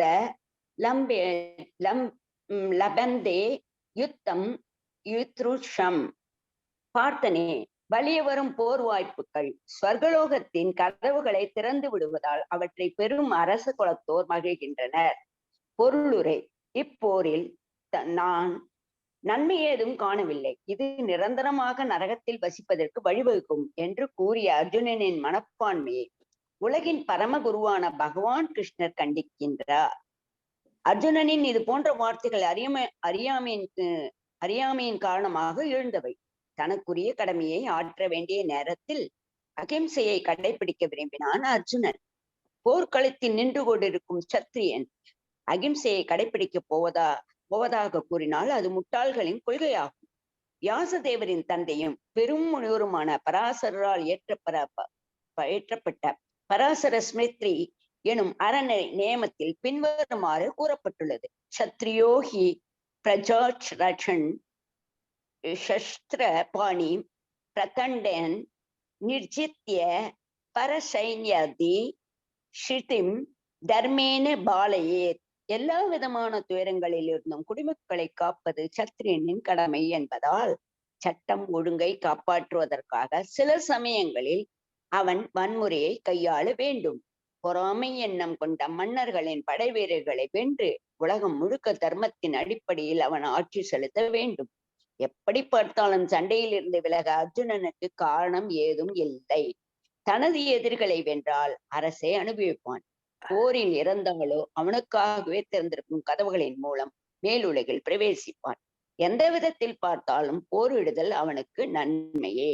ஹரே கிருஷ்ணா, ஹரே கிருஷ்ணா. பாருங்க, பகவான் என்ன சொல்றார்? பார்த்தனே, வெளியே வரும் போர் வாய்ப்புகள் சுவர்க்கலோகத்தின் கதவுகளை திறந்து விடுவதால் அவற்றை பெரும் அரச குலத்தோர் மகிழுகின்றனர். இப்ப யுத்தம் வெளியே வருகுதுன்னு சொன்னா சத்திரியன் கடமை யுத்தம் செய்ய வேணும். அப்படி அவன் யுத்தம் செய்தான் என்று சொன்னா அவனுக்கு என்ன நடக்குது? அங்க சுவர்க்கலோக கதவுகள் திறந்து இருக்குது. அதாலே அவனுக்கு நன்மைதான், அவன் சந்தோஷப்படுறான், சுவர்க்கலோகத்துக்கு மேலுகத்துக்கு உயர்த்தப்படுறான். அப்ப இப்போரில் நான் நன்மையேதும் காணவில்லை, இது நிரந்தரமாக நரகத்துக்கு வசிப்பதற்கு வழிவகுக்கும் என்று கூறிய அர்ஜுனனின் மனப்பான்மையை உலகின் பரமகுருவான பகவான் கிருஷ்ணர் கண்டிக்கிறார். அப்ப அர்ஜுனன் சொன்னவன் இல்ல, நான் யுத்தம் செய்ய மாட்டேன், இது நான் நரக வாசலுக்கு தான் போண்டி வரும், உறவினரை கொல்ல மாட்டேன் என்று அர்ஜுனன் சொன்ன கதைக்கு பகவான் என்ன சொல்றார்? இப்போரில் நன்மை ஏதும் காணவில்லை, இது நிரந்தர நரகத்திற்கு வசிப்பதற்கு வழிவகுக்கும் என்று கூறிய அர்ஜுனனின் மனப்பான்மையை உலகின் பரமகுருவான பகவான் கிருஷ்ணர் கண்டிக்கிறார். என்ன சொல்றாரு? இந்த போர்ல இறந்தவை எங்க போயின? சொர்க்கலோகத்துக்கு போயின. அப்ப அதால எந்த கவலையும் தேவையில்லை. அப்ப அர்ஜுனன் இது போன்ற வார்த்தைகள் அறியாமையின் காரணமாக எழுந்தவை. அவன் அறியாமையினாலதான் அந்த வார்த்தையை அவன் சொல்றான். அப்ப தனக்குரிய கடமையை ஆற்ற வேண்டிய நேரத்தில் அகிம்சையை கடைப்பிடிக்க விரும்பினான் அர்ஜுனன். அங்க அகிம்சை கடைப்பிடிக்க முடியுமா யுத்த காலத்துல நின்று? இவன் கடமை யுத்தம் செய்ய வேணும். அப்ப போர்க்களத்தில் நின்று கொண்டிருக்கும் சத்திரியன் அகிம்சையை கடைப்பிடிக்க போதாக கூறினால் அது முட்டாள்களின் கொள்கையாகும். அங்க போய் நான் ஒருவரையும் கொலை செய்ய மாட்டேன், யுத்தம் செய்ய மாட்டேன், ஆயுதத்தை போட்டுட்டு ஓட போறேன்னு சொல்ல முடியாது. சத்திரியன் யுத்தம் செய்யவே வேணும். அப்ப வியாசதேவரின் தந்தையும் பெரும் முனிவருமான பராசரால் இயற்றப்பட்ட பராசர சுமிருதி என்னும் அறநியதியில் பின்வருமாறு கூறப்பட்டுள்ளது என்னென்று: எல்லா விதமான துயரங்களிலும் இருந்து குடிமக்களை காப்பது சத்திரியரின் கடமை. சத்திரியன் தான் என் நாட்டை காப்பாற்றுறான், மக்களை காப்பாற்றுறான் என்பதால் சட்ட ஒழுங்கை காப்பாற்றுவதற்காக சில சமயங்களில் அவன் வன்முறையை கையாள வேண்டும். சில நேரம் ஒரு உயிரையும் கொல்லாம நின்று மக்களை காக்கலாமண்டா காப்பாற்றுவான். இல்லை என்று சொன்னா அங்க வன்முறை கட்டாயம் கையாள வேணும். மேல் நேரத்துக்கு இடத்துக்கு தகுந்தா போல யுத்தம் செய்தே ஆக வேணும். அப்ப இப்ப அர்ஜுனன் போர்க்களத்துல நிற்கிறான், அவன் கட்டாயம் யுத்தம் செய்யே ஆக வேண்டும். பொறாண்மை எண்ணம் கொண்ட மன்னர்களின் படை வீரர்களை வென்று உலகம் முழுக்க தர்மத்தின் அடிப்படையில் அவன் ஆட்சி செலுத்த வேண்டும். அங்க நிக்கிற மக்களை அறிவைக்கு எதிராக நிக்கிறவை யார்? துரியோதனன் பக்கம் முழுக்க பொறாண்மை நிலையில தான் நிக்கிறேன். அப்ப அவைய கொண்டு இவன் நல்ல அரசாட்சியை அமைக்க வேண்டும். எப்படி பார்த்தாலும் சண்டையில் இருந்து விலக அர்ஜுனனுக்கு காரணமே ஏதும் இல்லை. தனது எதிரிகளை வென்றால் அரசை அனுபவிப்பான், போரில் இறந்தாலோ அவனுக்காகவே திறந்திருக்கும் கதவுகளின் மூலம் மேலுலகில் பிரவேசிப்பான். அவன் ரெண்டு விதத்திலும் நன்மை நடக்க போகுது. ஒன்று எதிரியை கொண்டு நாட்டை ஆள போறான், இல்லை எதிரிகளால் இறந்தால் இவன் சொர்க்கலோகத்துக்கு போறான். அப்ப எந்த விதத்தில் பார்த்தாலும் போரிடுதல் அவனுக்கு நன்மையே, அவனுக்கு தீமை இதால வராது. அதால யுத்தம் செய்ய சொல்லி பகவான் சொல்றார். சத்தியமாரி மாதாஜி. எனவே போரிடுதல் என்னும் இந்த அதே தத்துவம் 33 ஸ்லோகம் நீங்க வாசிக்கிறது என்ன ஸ்லோகம்? அத சேத்தவம் இமம் தர்மயம் சங்கராமம் ந கரிஷ்யசி தத ஸ்வ தர்மம் கீர்த்திம் ச ஹித்வா பாபம் அவாப்சயசி. போரிடுதல் என்னும் இந்த தர்மத்தின் கடமையில் நீ ஈடுபடாவிட்டால் உன்னுடைய கடமையிலிருந்து தவறியதற்கான பாவ விளைவுகளை நிச்சயமாக பெறுவதோடு சிறந்த போர் வீரனும் புகழையும் இழப்பாய். பொருளுரை. அர்ஜுனன் ஒரு புகழ்பெற்ற போர் வீரர். சுயருமான் உள்ளிட்ட பல தேவர்களுடன் சண்டையிட்டு பெரும் புகழ் பெற்றிருந்தார். வேடனின் உடையில் தோன்றிய சுயருமானுடன் போரிட்டு அவரை தோற்கடித்து மகிழ்வுறச் செய்ததால் பாஷிபத எனும் அஸ்திரத்தை பரிசாக பெற்றிருந்தார். அவன் ஒரு சிறந்த போர் வீரன் என்பதை எல்லாரும் அறிவர். துரோணாச்சாரியாரும் அவனுக்கு வரமளித்து ஆசிரியரையும் கொல்லக்கூடிய சிறப்பான ஆயுதத்தை பரிசளித்திருந்தார். தனது தந்தையான ஸ்வர்க மன்னன் இந்திரன் உட்பட பல அதிகாரிடமிருந்து அவன் தனது போர்த்திறனுக்கான தகுதி சான்றுகளை பெற்றிருந்தான். ஆனால் அவன் போரை புறக்கணித்தால் தன் கடமையிலிருந்து தவறுவது மட்டுமின்றி தனது புகழையும் நட்பெயரையும் இழந்து நரகத்துக்கு செல்ல தயாராவான். வேறு விதமாக சொன்னால் போரிலிருந்து பின்வாங்குவதால் அவன் நரகத்தை அடைவான், போர் புரிவதால் அல்ல. ஹரே கிருஷ்ணா. பாருங்க, இப்ப அர்ஜுன் எனக்கு என்ன சொல்லப்படும், எனவே போருதல் என்னும் இந்த தர்மத்தின் கடமையில் நீ ஈடுபடாவிடில் உன்னுடைய கடமையில் இருந்து தவறியதற்கான பாவ விளைவுகளை நிச்சயம் பெறுவதோடு சிறந்த போர் வீரன் என்னும் புகழையும் இழப்பாய். இப்ப இவர் வந்து போரிடுதல், அது ஒரு தர்மத்தின் போர் நடக்குது, அங்க தர்ம யுத்தம் நடக்குது, அதுல அவன் ஈடுபட தவறி விட்டானண்டா அவனுக்கு நிச்சயமாக பாவ விளைவில இருந்து அந்த பாவத்தையும் பெறுவதோடு அடுத்தது என்ன நடக்கு, இவன் ஒரு சிறந்த போர் வீரன், அர்ஜுனன் ஒரு வில்வித்தையிலேயே சிறந்தவன். அப்ப அவன் என்ன செய்வான், புகழையும் இழந்துடுவான், பாவத்தையும் மேய்க்கிறான், புகழையும் இழந்துடுவான். அப்ப அர்ஜுனன் ஒரு புகழ் பெற்ற போர் வீரன். சோர்மான் உள்ளிட்ட பல தேவருடன் சண்டையிட்டு பெரும் புகழ் பெற்றிருந்தான். சோர்மானோட சண்டை பிடிச்ச என்ன ஆயுதம் பெற்றவர் யாருக்கு ஞாபகம் இருக்கு? அடுத்த வருது தீபாவளி வருது, 2 சீல வேண்டியது எல்லாம் யாருக்கு ஞாபகம் வருது? வஜ்ராயுதம். சிவகானு வில்லு இல்ல இல்ல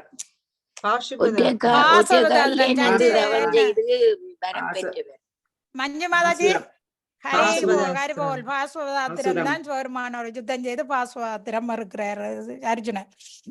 அப்ப வேடனின் உடையில் தோன்றிய சிவபெருமானுடன் போரிட்டு அவரை தோற்கடித்து மகிழ்வுறச் செய்ததால் பாஸ்வதா என்னும் ஆஸ்திரம் பரிசாக பெற்றிருந்தான். இதிலேயே இருக்குது அந்த வசனம்.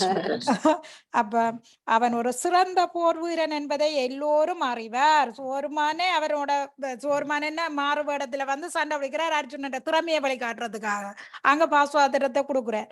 அப்ப துரோணாச்சாரியாரும் அவனுக்கு வரமளித்து ஆசிரியரையும் கொல்லக்கூடிய சிறப்பான ஆயுதத்தை பரிசாக அளித்திருந்தார். துரோணாச்சாரியார் தான் அவற்றை ஆசிரியர் வில்வித்த பழக்கிறார், அவர் தண்ணியே கொல்லக்கூடிய ஆயுதத்தை அர்ஜுனனுக்கு கொடுத்திருக்கிறார். அப்ப இதெல்லாம் மதிப்போடையும் இருந்து யுத்தம் செய்யாம விட்டாயும் பாவம் கிடைக்கும், யுத்தம் செய்யலன்ற அடுத்த என்ன, பேரை இழந்துடுவான், புகழை இழந்துடுவான். அப்ப தனது தந்தையான சுவர்க்க மன்னன் இந்திரன் உட்பட பல அதிகாரிடம் இருந்து அவன் தனது போர்த்திறனுக்கான தகுதி சான்றுகளையும் பெற்றிருந்தான். இந்திரன் தானே பற்றி அப்ப அங்க இருந்து அவையன்ற சான்றிதழையும் பெற்றிருக்கிறான். ஆனால் அவன் போரை புறக்கணித்தால் தன் கடமையில் இருந்து தவறுவது மட்டுமின்றி தனது புகழையின் நற்பெயரையும் இழந்து நரகத்துக்கு செல்ல தயாராவான். வேறு விதமாக சொன்னால் போரிலிருந்து பின்வாங்குவதால் அவன் நரகத்தை அடைவான், போர் புரிவதால் அல்ல. இவன் இப்ப போர் செய்யறதால நரகத்துக்கு போற இல்ல, போரை விட்டு யுத்தம் செய்யாம புறக்கணிச்சு வெளியில போனானா இவன் நரகலோகத்துக்கு போவான். ஆனா அர்ஜுனன் என்ன நினைக்கிறான், தானிவைகளை கொண்டா நரகத்துக்கு போகணும்னு அவன் நினைக்கிறான். அப்படி இல்ல, போர்ல இருந்து விலகினாதான் இவன் நரகத்துக்கு போறதுக்கு வழிவகுக்கும். இதுக்கு ஸ்ரீமுருகன் பிறகு இருக்கிறீங்களா? ஸ்ரீமுருகன் ஹரே கிருஷ்ணா. சரவமாதாஜி ஹரே கிருஷ்ண. அஹீர்த்திம் சாபி பூதானி கதஜிஷ்யந்தே தேசுவ்யாயாம் சம்பாவித்யஸ்ஸ சகீர்த்திர் மரணாத் அதிர்ஷ்யதே. மக்கள் உன்னை எப்போதும் இகழ்ந்து பேசிக் கொண்டிருப்பர், மதிக்கத்தக்க ஒருவனுக்கு அவமானம் மரணத்தை விட மோசமானது. பொருளுரை: அர்ஜுனனுக்கு நண்பராகவும் தத்துவ ஆலோசகராகவும் விளங்கக்கூடிய பகவான் கிருஷ்ணர் போரிட மறுக்கும் அர்ஜுனனின் எண்ணத்தை பற்றிய தனது முடிவான தீர்ப்பை கொடுக்கிறார். பகவான் கூறுகிறார், அர்ஜுனனே, போர் தொடங்கும் முன்பே நீ போர்க்களத்தை விட்டு விலகினால் மக்கள் உன்னை கோழை என தூற்றுவார்கள். மக்கள் அவதூறு செய்தாலும் கவலை இல்லை, நான் போர்க்களத்தை விட்டு ஓடி எனது உயிரை காப்பாற்றிக் கொள்வேன் என்று நீ நினைத்தால் அதை விட போரில் இறப்பதே மேலென்று நான் அறிவுறுத்துவேன். உன்னை போன்ற மரியாதைக்குரிய மனிதனுக்கு அவமானம் இறப்பதை விட மோசமானது. எனவே உயிருக்கு பயந்து நீ ஓடக்கூடாது, போரில் உயிரிழப்பதே மேல். இது எனது நட்பை தவறாக உபயோகித்தால் வரும் அவமானம், சமுதாயத்தின் உன் பெருமையை இழத்தல் ஆகியவற்றிலிருந்து உன்னை காக்கும். எனவே போரில் பின்வாங்குவதை விட போரிட்டு மரணத்தை அடைவதே அர்ஜுனனுக்கு சிறந்தது. இதுவே பகவானின் இறுதி தீர்ப்பாகும். ஹரே கிருஷ்ணா. ஹரே கிருஷ்ணா. பகவான் என்ன 34 இதுல வந்து எத்தனையாவது, இதுல வந்து 30வது ஸ்லோகத்தோட ஆத்மா பற்றி இவனை கூட்டு முடிச்சுட்டார். இப்ப இவனுக்கு யுத்தம் நீ செய்ய வேணுமென்ற இதையும் வந்து 34ஓட அவர் முடிக்கிறார். என்னண்டு, மக்கள் உன்னை எப்போதும் இகழ்ந்து பேசிக் கொண்டிருப்பார், மதிக்கத்தக்க ஒருவனுக்கு அவமானம் மரணத்தை விட மோசமானது. இவன் ஒரு பேரும் புகழோடையும் இருந்துட்டு மக்கள் இவர மதிப்பை இகழ்ந்து பேசி கொண்டிருந்தா அது என்னத்துக்கு மாதிரி இருக்குமா, மரணத்தை விட அது பெரிய ஒரு இழப்பா இருக்கும். அவர்கிட்ட பேரை இழந்தாரண்டா. அப்ப அர்ஜுனனுக்கு நண்பராகவும் தத்துவ ஆலோசகராகவும் விளங்கக்கூடிய பகவான் கிருஷ்ணர் போரிட மறக்கும் அர்ஜுனனின் எண்ணத்தை பற்றி தனது முடிவான தீர்ப்பை கொடுக்கிறார். அவன் அர்ஜுனன் போரிட மாட்டான் என்று சொல்றான். பகவான் குருவா இருக்கிறார். அவர் இறுதி முடிவை அங்க கொடுக்கிறார். பகவான் கூறுகிறார், அர்ஜுனனே, போர் தொடங்கும் முன்பே நீ போர்க்களத்தை விட்டு விலகினால் மக்கள் உன்னை கோழை என தூட்டுவார்கள். இப்ப யுத்தம் துவங்கிட்டு தாங்க. இது எங்க பேச்சுவார்த்தை நடக்குது? 2 படைகளுக்கு நடுவில பகவானை கொண்ட தேரை நிறுத்த சொல்லி போட்டு அந்த இடத்துல தான் இந்த பேச்சுவார்த்தை நடந்து கொண்டிருக்கு. அப்ப யுத்தம் துவங்கவே இல்லை. நீ யுத்தம் துவங்க முன்ன ஓடினா என்ன சொல்லுவினியா? மக்கள் கோழை என முன்ன தூட்டுவார்கள். நீ கோழை ஆகலாமா இவ்வளவு பேரும் போலோடையும் இருந்து கொண்டு?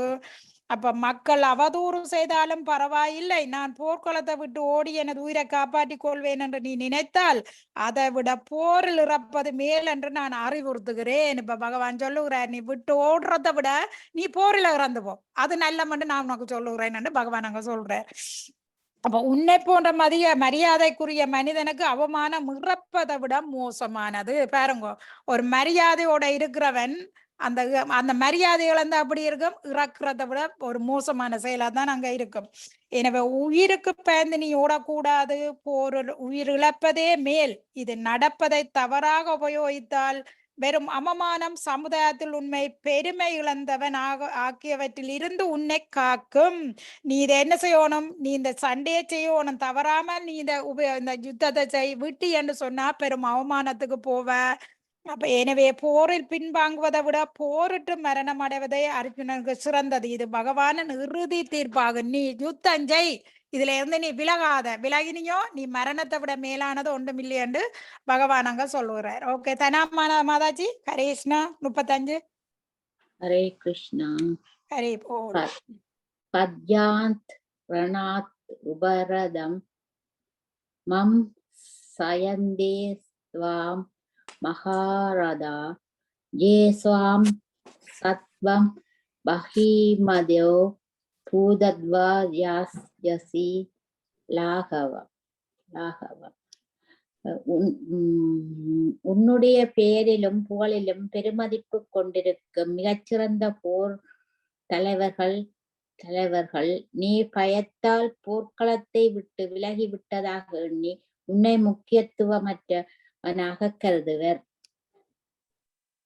பொருளுரை. அர்ஜுனனுக்கு தனது தீர்ப்பை தொடர்ந்து வழங்குகின்றார் ஸ்ரீ கிருஷ்ணர். சகோதரர்கள், பாட்டனார் ஆகியோரின் மீதான கருணையால் நீ போர்க்களத்தை விட்டு சென்றதாக துரியோதனன், கர்மன் போன்ற மாவீரர்கள் எண்ணுவர் என்று எண்ணாதே. உனது உயிருக்கு பயந்து ஓடினாய் என்று எண்ணுவர். இவ்விதமாக உன்னை பற்றி அவர்கள் கொண்டிருக்கும் பெருமதிப்பு முற்றிலும் வீணாகிவிடும். ஹரே கிருஷ்ணா. பாருங்க, உன்னுடைய பெயரிலும் புகழிலும் பெருமதிப்பு கொண்டிருக்கும் மிகச்சிறந்த போர்த்தலைவர்கள் நீ பயத்தினால் போர்க்களத்தை விட்டு விலகி விட்டதாக நீ உன்னை முக்கியத்துவமற்றவனாக கருதுவார். இவர் இப்ப நான் யுத்தம் செய்ய மாட்டேன், ஏன் இந்த உறவுகளை நான் கொல்ல இல்லை என்று சொல்லி தானே இவன் யுத்தம் செய்ய மாட்டேன் அர்ஜுனன் சொல்றார். ஆனா இவர் இப்படி இந்த யுத்தம் செய்ய விட்டுட்டு போனா மற்றவை என்ன சொல்லிவின? இவர் பயத்தினாலதான் போர் செய்யாம போறேன்னுதான் துரியோதனாக்கள் சொல்லுவினே. அங்க இவரை வச்சு நல்ல மதிப்பாய்வனோ உங்களுக்கு இறங்கி யுத்தம் செய்யாம போயிட்டு நல்லவர் அர்ஜுனனை பற்றி துரியோதனாக்கள் கதைப்பின. இவரை எள்ளி நகையாடிவின, பயத்தினாலே இவன் விட்டுட்டு போயிட்டானு. அப்ப அர்ஜுனனுக்கு தனது தீர்ப்பை தொடர்ந்து வழங்குகிறார் ஸ்ரீ கிருஷ்ணர். சகோதரர்கள், பாட்டனர் ஆகியோரின் மீதான கருணையால் நீ போர்க்களத்தை விட்டு சென்றதாக துரியோதனன், கர்ணன் போன்ற மாவீரர்கள் எண்ணுவார் என்று எண்ணாதே. விளங்குதா? இப்ப நீ எங்கட சகோதரர் பாட்டரார் என்ற கருணையால தான் நீ விட்டுட்டு போறாயன்று அவைகள் எண்ண மாட்டேன. நீ அதை பற்றி எண்ணாதே. உனது உயிருக்கு பயந்து ஓடினா என்றே எண்ணுவார்கள். இது உண்மைதானே? துரியோதனாக்களை என்ன இணைப்பின உடனும் சவுனி துரியோதனாக்களை எல்லாம் நீ உண்ட உயிருக்கு பயந்துதான் நீ யுத்தத்தை விட்டு ஓடினான் அவை இணைப்பின. அப்ப இவ்விதமாக உன்னை பற்றி அவர்கள் கொண்டிருக்கும் பெரும் மதிப்பு முற்றிலும் வீணாகிவிடும் என்று அர்ஜுனனுக்கு பகவான் சொல்றார். ஓகே, அடுத்தது 36. சசி மாதாஜி. அவர் சியாவாதம் சாபாகூன் வதிஷ்யாந்தி தவாகிதக நித்தஸ்த சர்மத்யம் ததோது கதாரம் நூகிம். சசி மாதாஜி. அன்பில்லாத வார்த்தைகள் பலவற்றை கூறி எனது எதிரிகள் உனது திறமையை நீட்டிப்பர். அதைவிட மிகுந்த துன்பம் தரக்கூடியது வேறு என்ன இருக்க முடியும்? பொருளுரை: திடீரென்று கருணைக்காக ஏக்கம் குரல் எழுப்பிய அர்ஜுனனைக் கண்டு வியப்புற்று பகவான் கிருஷ்ணர் அவனது இரக்க ஆசிரியருக்குரியதல்ல என்று முதலில் சுட்டிக்காட்டினார். தற்பொழுது மேலும் பல வார்த்தைகளால் அர்ஜுனனின் பேரளவிலான இரக்கத்திற்கு எதிரான தமது கூற்றை அவர் நிரூபித்திருக்கின்றார். பாருங்க என்னண்டு, அன்பில்லாத வார்த்தைகள் பலவற்ற கூறி உனது எதிரிகள் உன்னை திறமையை நிந்திப்பார். இவர் இந்த போர்க்களத்தை விட்டு ஓடினா அவற்றை எதிரிகள் துரியோதனன் பக்கம் என்ன சொல்லுவின, இவற்றை பலவிதமான வார்த்தைகளை கூறி உனக்கு இருக்கிற திறமையே நிந்திச்சிடுவினே அந்த பக்கத்துல இருக்கிறவ. அதை விட மிகுந்த துன்பம் தரக்கூடியது வேற என்ன இருக்க முடியும்? இப்ப ஒரு ஆக்கள் நிந்திச்சு கொண்டிருந்தா அதை போல துன்பத்தை விட வேற என்ன இருக்க முடியும் சொல்லுங்க பாபம். அப்ப அந்த இடத்துக்கு அர்ஜுனன் பெறக்கூடாதுன்னு பகவான் சொல்றார். அப்ப திடீரென்று கருணைக்காக குரல் எழுப்பிய அர்ஜுனனை கண்டு வியப்புற்று பகவான் கிருஷ்ணர் பகவான் வியப்புறாரு. திடீரென்று கருணையை காட்டி கொண்டிருக்கிறான் அர்ஜுனன் என்று. அப்ப ஆரியருக்கு உரியதல்ல, அவனது இரக்கம் ஆரியருக்கு உரியது அல்ல. அப்ப பாருங்க, இவன் ஒரு ஆரியன் என்று சொன்னா என்ன, அவன் கடவுள் நம்பிக்கை இருக்குது, மதிப்பு மிக்கவன், அதுக்கு நன்முறையில நடக்கிறவன். ஆரியனண்டா பத்தியானவன், பத்தனற்றவன் அல்ல. அவனுக்கு நியாய நீதி எல்லாமே தெரியும். அவனது இரக்கம் ஆரியருக்குரியதல்ல என்று முதலில் சுட்டி காட்டினார். தற்போது மேலும் பல வார்த்தைகளால் அர்ஜுனனின் பேரளவான இரக்கத்திற்கு எதிரான தமது கூட்டை அவர் நிரூபிக்கிறார். அப்ப இவர் ஆரியர் குணத்தில இருக்கிறவன், இவன் ஒரு ஆரியற்றையும் இழக்க கூடாது, இவன் ஒரு சத்திரியன் தண்ட கடமையை இழக்க கூடாது.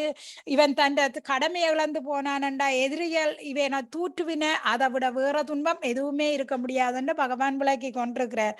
37 யோகா மாதாஜி, கரேஷ்னா யோகா மாதாஜி. ஓகே, கதிர்மால் மாதாஜி. ஹரே கிருஷ்ணா. பதம் 37. அதோவா பிரப்ஸ்யசி ஸ்வர்க்கம் வித்வாவா போஷ்யசே மகிம் தஸ்மாத் உத்திஷ்ட கௌந்தேய யுக்தாய கிருத நிஸ்ஸயஹ. குந்தியின் மகனே, போர்க்களத்தில் நீர் கொல்லப்பட்டால் சொர்க்கத்தை அடையலாம், வெற்றி பெற்றால் இவ்வுலகினை அனுபவிக்கலாம். எனவே உறுதியுடன் எழுந்து போர் புரிவாயாக. பொருளுரை: அர்ஜுனன் படை வெற்றி பெறுவதென்பது நிச்சயமில்லாவிட்டாலும் கூட அவன் போர் புரிந்தாக வேண்டும். ஏனெனில் போர்க்களத்தில் கொல்லப்பட்டாலும் அவன் சொர்க்கலோகத்துக்கு உயர்த்தப்படுவான். பாருங்க, குந்தியின் மகனே, போர்க்களத்தில் நீ கொல்லப்பட்டால் சுவர்க்கத்தை அடையலாம். 2 விதத்துல நன்மை இருக்கு. வெற்றி பெற்றால் இவ்வுலகனை அனுபவிக்கலாம். அப்ப உனக்கு 2 பக்கத்தாலும் எந்த நஷ்டமே இல்ல. அதால நீ யுத்தம் செய்யணும் பகவான் சொல்றார். அப்ப அர்ஜுனனுடன் பட வெற்றி பெறுவது என்பது நிச்சயம் இல்லாவிட்டாலும் கூட அவன் போர் புரிந்தாக வேண்டும். அர்ஜுனனாக தான் வெல்ல போயினே. ஆனா இதுல என்ன சொல்லப்படுது, அவன் தான் இப்ப யுத்தத்துல நீ கேட்க நான் வெல்லுவனா தோப்பனான்றது எனக்கு தெரியாது. ஆனா அவன் கட்டாயம் யுத்தம் செய்தே ஆகணும். ஏன் அவன் சத்திரியன், அவன் கட்டாயம் யுத்தம் செய்ய வேண்டும். அவன் போர் புரிந்தே ஆக வேண்டும். ஏனெனில் போர்க்களத்தில் கொல்லப்பட்டாலும் அவன் சுவர்க்கத்துக்கு உயர்த்தப்படுவான். நீ அங்க இறந்தால் சுவர்க்கத்துக்கு போறா, இல்ல நாட்டை ஆள்றான்னு சொல்லப்படுது. இல்ல வேற யாரும் வாசிக்காம இருக்கிறீங்களா யோகா மாதாஜி? வேற யாரும் வாசிக்காம இருந்தா சொல்லுங்க, கொஞ்சம் கொஞ்சம் எல்லாரையும் புஷ்பராணி மாதாஜி. புஷ்பராணி மாதாஜி, புஷ்பராணி மாதாஜி வாசிப்பீங்களா? பிள்ளையோட என்ன செய்யற அவருக்கு? இல்ல பிள்ளையோட இருப்பா. அதான் வேற யாரும் வாசிக்காம இருந்தீங்கன்னா சொல்லுங்க. இது மட்டும் வாசிக்க இல்லையா? எல்லாரும் வாசிச்சுட்டு. ஓகே, எல்லாரும் யோகா மாதாஜி நான் மீட் பண்ணிட்டு மற்றது வந்து ஓகே. இந்த 38 வாசிங்க கதிர்மால் மாதாஜி, அதோட முடிப்போம்.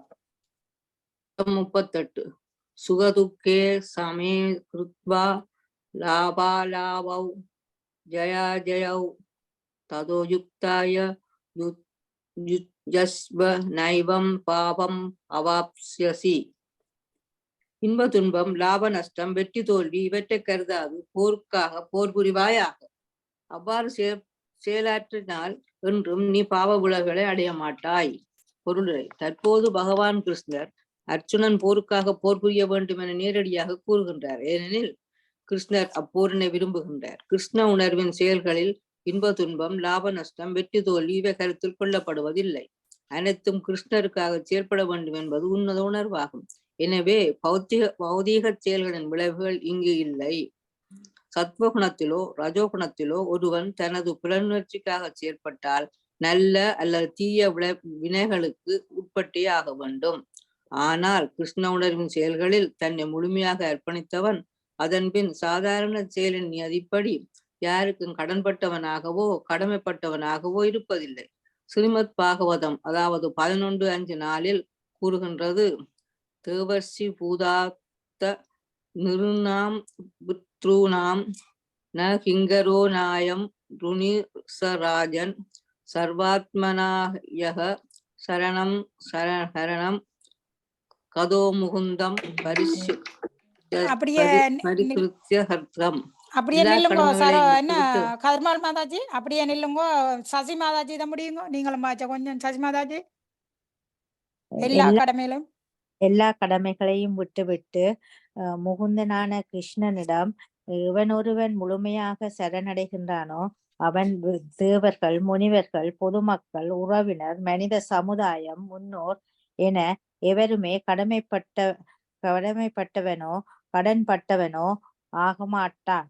இந்த மறைமுக குறிப்பே கிருஷ்ணரால் அர்ஜுனனுக்கு இந்த ஸ்லோகத்தில் கொடுக்கப்பட்டுள்ளது. பின்வரும் ஸ்லோகங்களில் இதை மிக தெளிவாக விளக்கப்படும். ஹரே கிருஷ்ணா. இதுல என்ன கொடுத்திருக்கு? இன்ப துன்பம் லாப நஷ்டம் வெற்றி தோல்வி இவற்றை கருதாது போருக்காக போர் புரிவாயாக.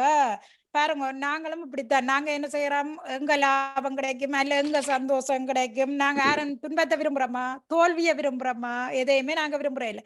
இப்ப அர்ஜுனனுக்கு என்ன சொல்லப்படுது? எதையுமே நீ கருத்துல கொள்ளாமல் போர் புரிவாயாக. அவ்வாறு செயலாற்றினால் என்று நீ பாவ விளைவுகளை அடைய மாட்டாய். உண்ட கடமை சத்திரியன், நீ யுத்தம் செய், நீ உனக்கதால பாவ விளைவுகள் கிடையாது. அப்ப தற்போது பகவான் கிருஷ்ணர் அர்ஜுனன் போருக்காக போர் புரிய வேண்டும் என நேரடியாக கூறுகிறார். நீ கட்டாயம் யுத்தம் செய், இதை நேரடியாக இப்ப பகவான் சொல்றார். ஏனெனில் கிருஷ்ணர் இப்போரினை விரும்புகிறார். இந்த போர் ஆற்ற திட்டத்தால நடக்குது, பகவான் திட்டப்படிதான் இந்த யுத்தமே அவர் ஆரம்பிச்சு வச்சிருக்கிறார். கிருஷ்ணா உணர்வின் செயல்களில் இன்ப துன்பம் லாப நஷ்டம் வெற்றி தோல்வி இவை கருத்தில் கொள்ளப்படுவது இல்லை. கிருஷ்ணர செயலில போயிட்டா நாங்க என்ன செய்வோம்? சில நேரம் நாங்க கிருஷ்ணரை தான் கும்பிடுறோம், சில நேரம் துன்பங்கள் வந்துட்டா நாங்களே யோசிக்கிறோம், கிருஷ்ணாவை கும்பிட்டு எங்களை துன்பம் வந்துட்டு இல்ல, நாங்க கழுவிட மற்ற கழுவின. நீ எப்பவுமே கிருஷ்ணா கிருஷ்ணான்ற ஒன்று இருக்கிறா, உனக்கு ஏன் துன்பம் வருது, உனக்கு நீ நல்லா வரையிலேன் கஷ்டத்துல போற, இப்படியான கேள்விகளும் பல இடங்கள்ல வருது. ஆனா உண்மையில கிருஷ்ண பத்தில இருக்கிறவன் இந்த லாப நஷ்டம் வெற்றி தோல்வை இதை கருத்தில் கொள்ளப்படுவது இல்லை. அது எல்லாமே கிருஷ்ணற்ற விருப்பத்தின்படி நடந்து கொண்டிருக்கு. அனைத்தும் கிருஷ்ணருக்காக செயல்பட வேண்டும் என்பது உன்னத உணர்வாகும். எனவே பௌதிக செயலின் விளைவுகள் இங்கு இல்லை. இது பௌதிகமான செயல் இல்ல. கிருஷ்ணாவில என்ற பத்திக்கு வந்துட்டா பௌதிகமான செயல் எதுவுமே இல்லை. சத்துவ குணத்திலோ ரஜோ குணத்திலோ ஒருவன் தனது புலனுகர்ச்சிக்காக செயல்பட்டால் நல்ல அல்ல தீய விளைவுகளுக்கு உட்பட்டே ஆக வேண்டும். பாருங்க, சத்துவ குணத்திலோ அல்ல ராஜோ குணத்திலோ எங்களோட புலன்களை சரி செய்யறதுக்காக சந்தோஷப்படுத்துறதுக்காக நாங்க செயல்பட்டால் அதுல நல்லது வந்தாலும் சரி தீயது வந்தாலும் நாங்க தான் அதை ஏற்றுக்கொள்ள வேண்டும். ஆனால் கிருஷ்ணா உணர்வின் செயல்களில் தன்னை முழுமையாக அர்ப்பணித்தவன் அதன்பின் சாதாரண செயலின் நியதிப்படி யாருக்கும் கடன்பட்டவனாகவோ கடமைப்பட்டவனாகவோ இருப்பதில்லை. இது ஸ்ரீமத் பாகவத்துல கொடுத்திருக்குது. கிருஷ்ணா உணர்வுல செயல்படுறவன் யாருக்கும் கடன்பட்டு கடமைப்பட்டவனா இல்லை. ஆனா பௌதிக விஷயத்துல நாங்க செயல்பட்டோம்னா அதால வர நன்மதியுமே நாங்க தான் அனுபவிக்க வேணும். அப்ப இதெல்லாம் பாகவதத்துல கொடுத்திருக்கு. 11ஆம் காண்டத்துல கொடுத்ததுதான் இதுல வருது. எல்லா கடமைகளையும் விட்டு முகுந்தனான கிருஷ்ணரிடம் எவனொருவன் முழுமையாக சரணடைகிறானோ அவன் தேவர்கள், முனிவர்கள், பொதுமக்கள், உறவினர், மனித சமுதாயம், முன்னோர் என எவருக்குமே கடமைப்பட்டவனோ கடன்பட்டவனோ ஆக மாட்டான். அப்ப இந்த மறைமுக குறிப்பே கிருஷ்ணரால் அர்ஜுனனுக்கு இப்பதத்தில் கொடுக்கப்பட்டுள்ளது. பின்வரும் பதங்கள் இது தெளிவாக மிக தெளிவாக விளக்கப்படும். அடுத்த பதத்துல அப்போ கிருஷ்ணா பத்திக்கு வந்தவனுக்கு எதுக்குமே அவன் கடன்பட்டவன் இல்லை. தேவர்களோ மனிதர்களோ பித்திருக்களோ முன்னோர்களுக்கு யாருக்குமே கடனும் பட்டவனும் இல்லை, கடமைப்பட்டவனும் இல்லை. கிருஷ்ணா உணர்வில் வராத செயல்கள் அது எல்லாத்திற்குமே எங்களை கடமைப்படுத்துது. அதால வர நன்மை கிடைக்கலையோ துன்பப்படுறோம், அதால வர லாப நஷ்டத்துக்கு நாங்க தான் பொறுப்பா இருப்போம். கிருஷ்ணா உணர்வில் செயல்படுறதால இப்ப அர்ஜுனனுக்கு என்ன சொல்லப்படுது, நீ இதுல பகவான் விருப்பப்படி இந்த யுத்தம் நடக்க போகுது, நீ அதுல யுத்தம் செய்யறது ஆற கொள்றதால உனக்கு பாவமே வந்து சேராது, நீ இறந்தா சொர்க்கலோகம் போறா, இல்லைன்னு சொன்னா இந்த உலகை ஆள்ற, நீ உன்ற பேரும் புகழையும் இழக்காம நீ யுத்தத்தை செய், அல்லது நீ இவைக்காக துரியோதனன் இவைகளுக்காக உன்ற உறவுகளை கொல்லக்கூடாது நீ விட்டு ஓடினா உன்னை கோழி என்றுதான் அவர்கள் சொல்லுவார்களே தவிர நீ எண்களுக்காக நீ விட்டுட்டு போனாண்டு இறக்கப்பட மாட்டின. துரியோதனாக்கள் ஏன் புறாண்மைய உருவமா தான் அங்க நிக்கிறேன் யுத்தம் செய்யறதுக்கு. அதாலதான் கிருஷ்ணர் கட்டாயப்படுத்துறார் யுத்தம் செய்யண்டு. 39வது அடுத்த சனிக்கிழமை படிப்போம். இதை இன்னும் கூட விளக்கம் 39ல வரும். இந்த 2வது அத்தியாயத்திலேயே 72 சுலோகம் இருக்குது. இப்ப 39வது தான் அடுத்த சனி நாங்க படிக்க போறோம். எல்லாருக்கும் நன்றி. கமலா மாதாஜி ஓகேயா?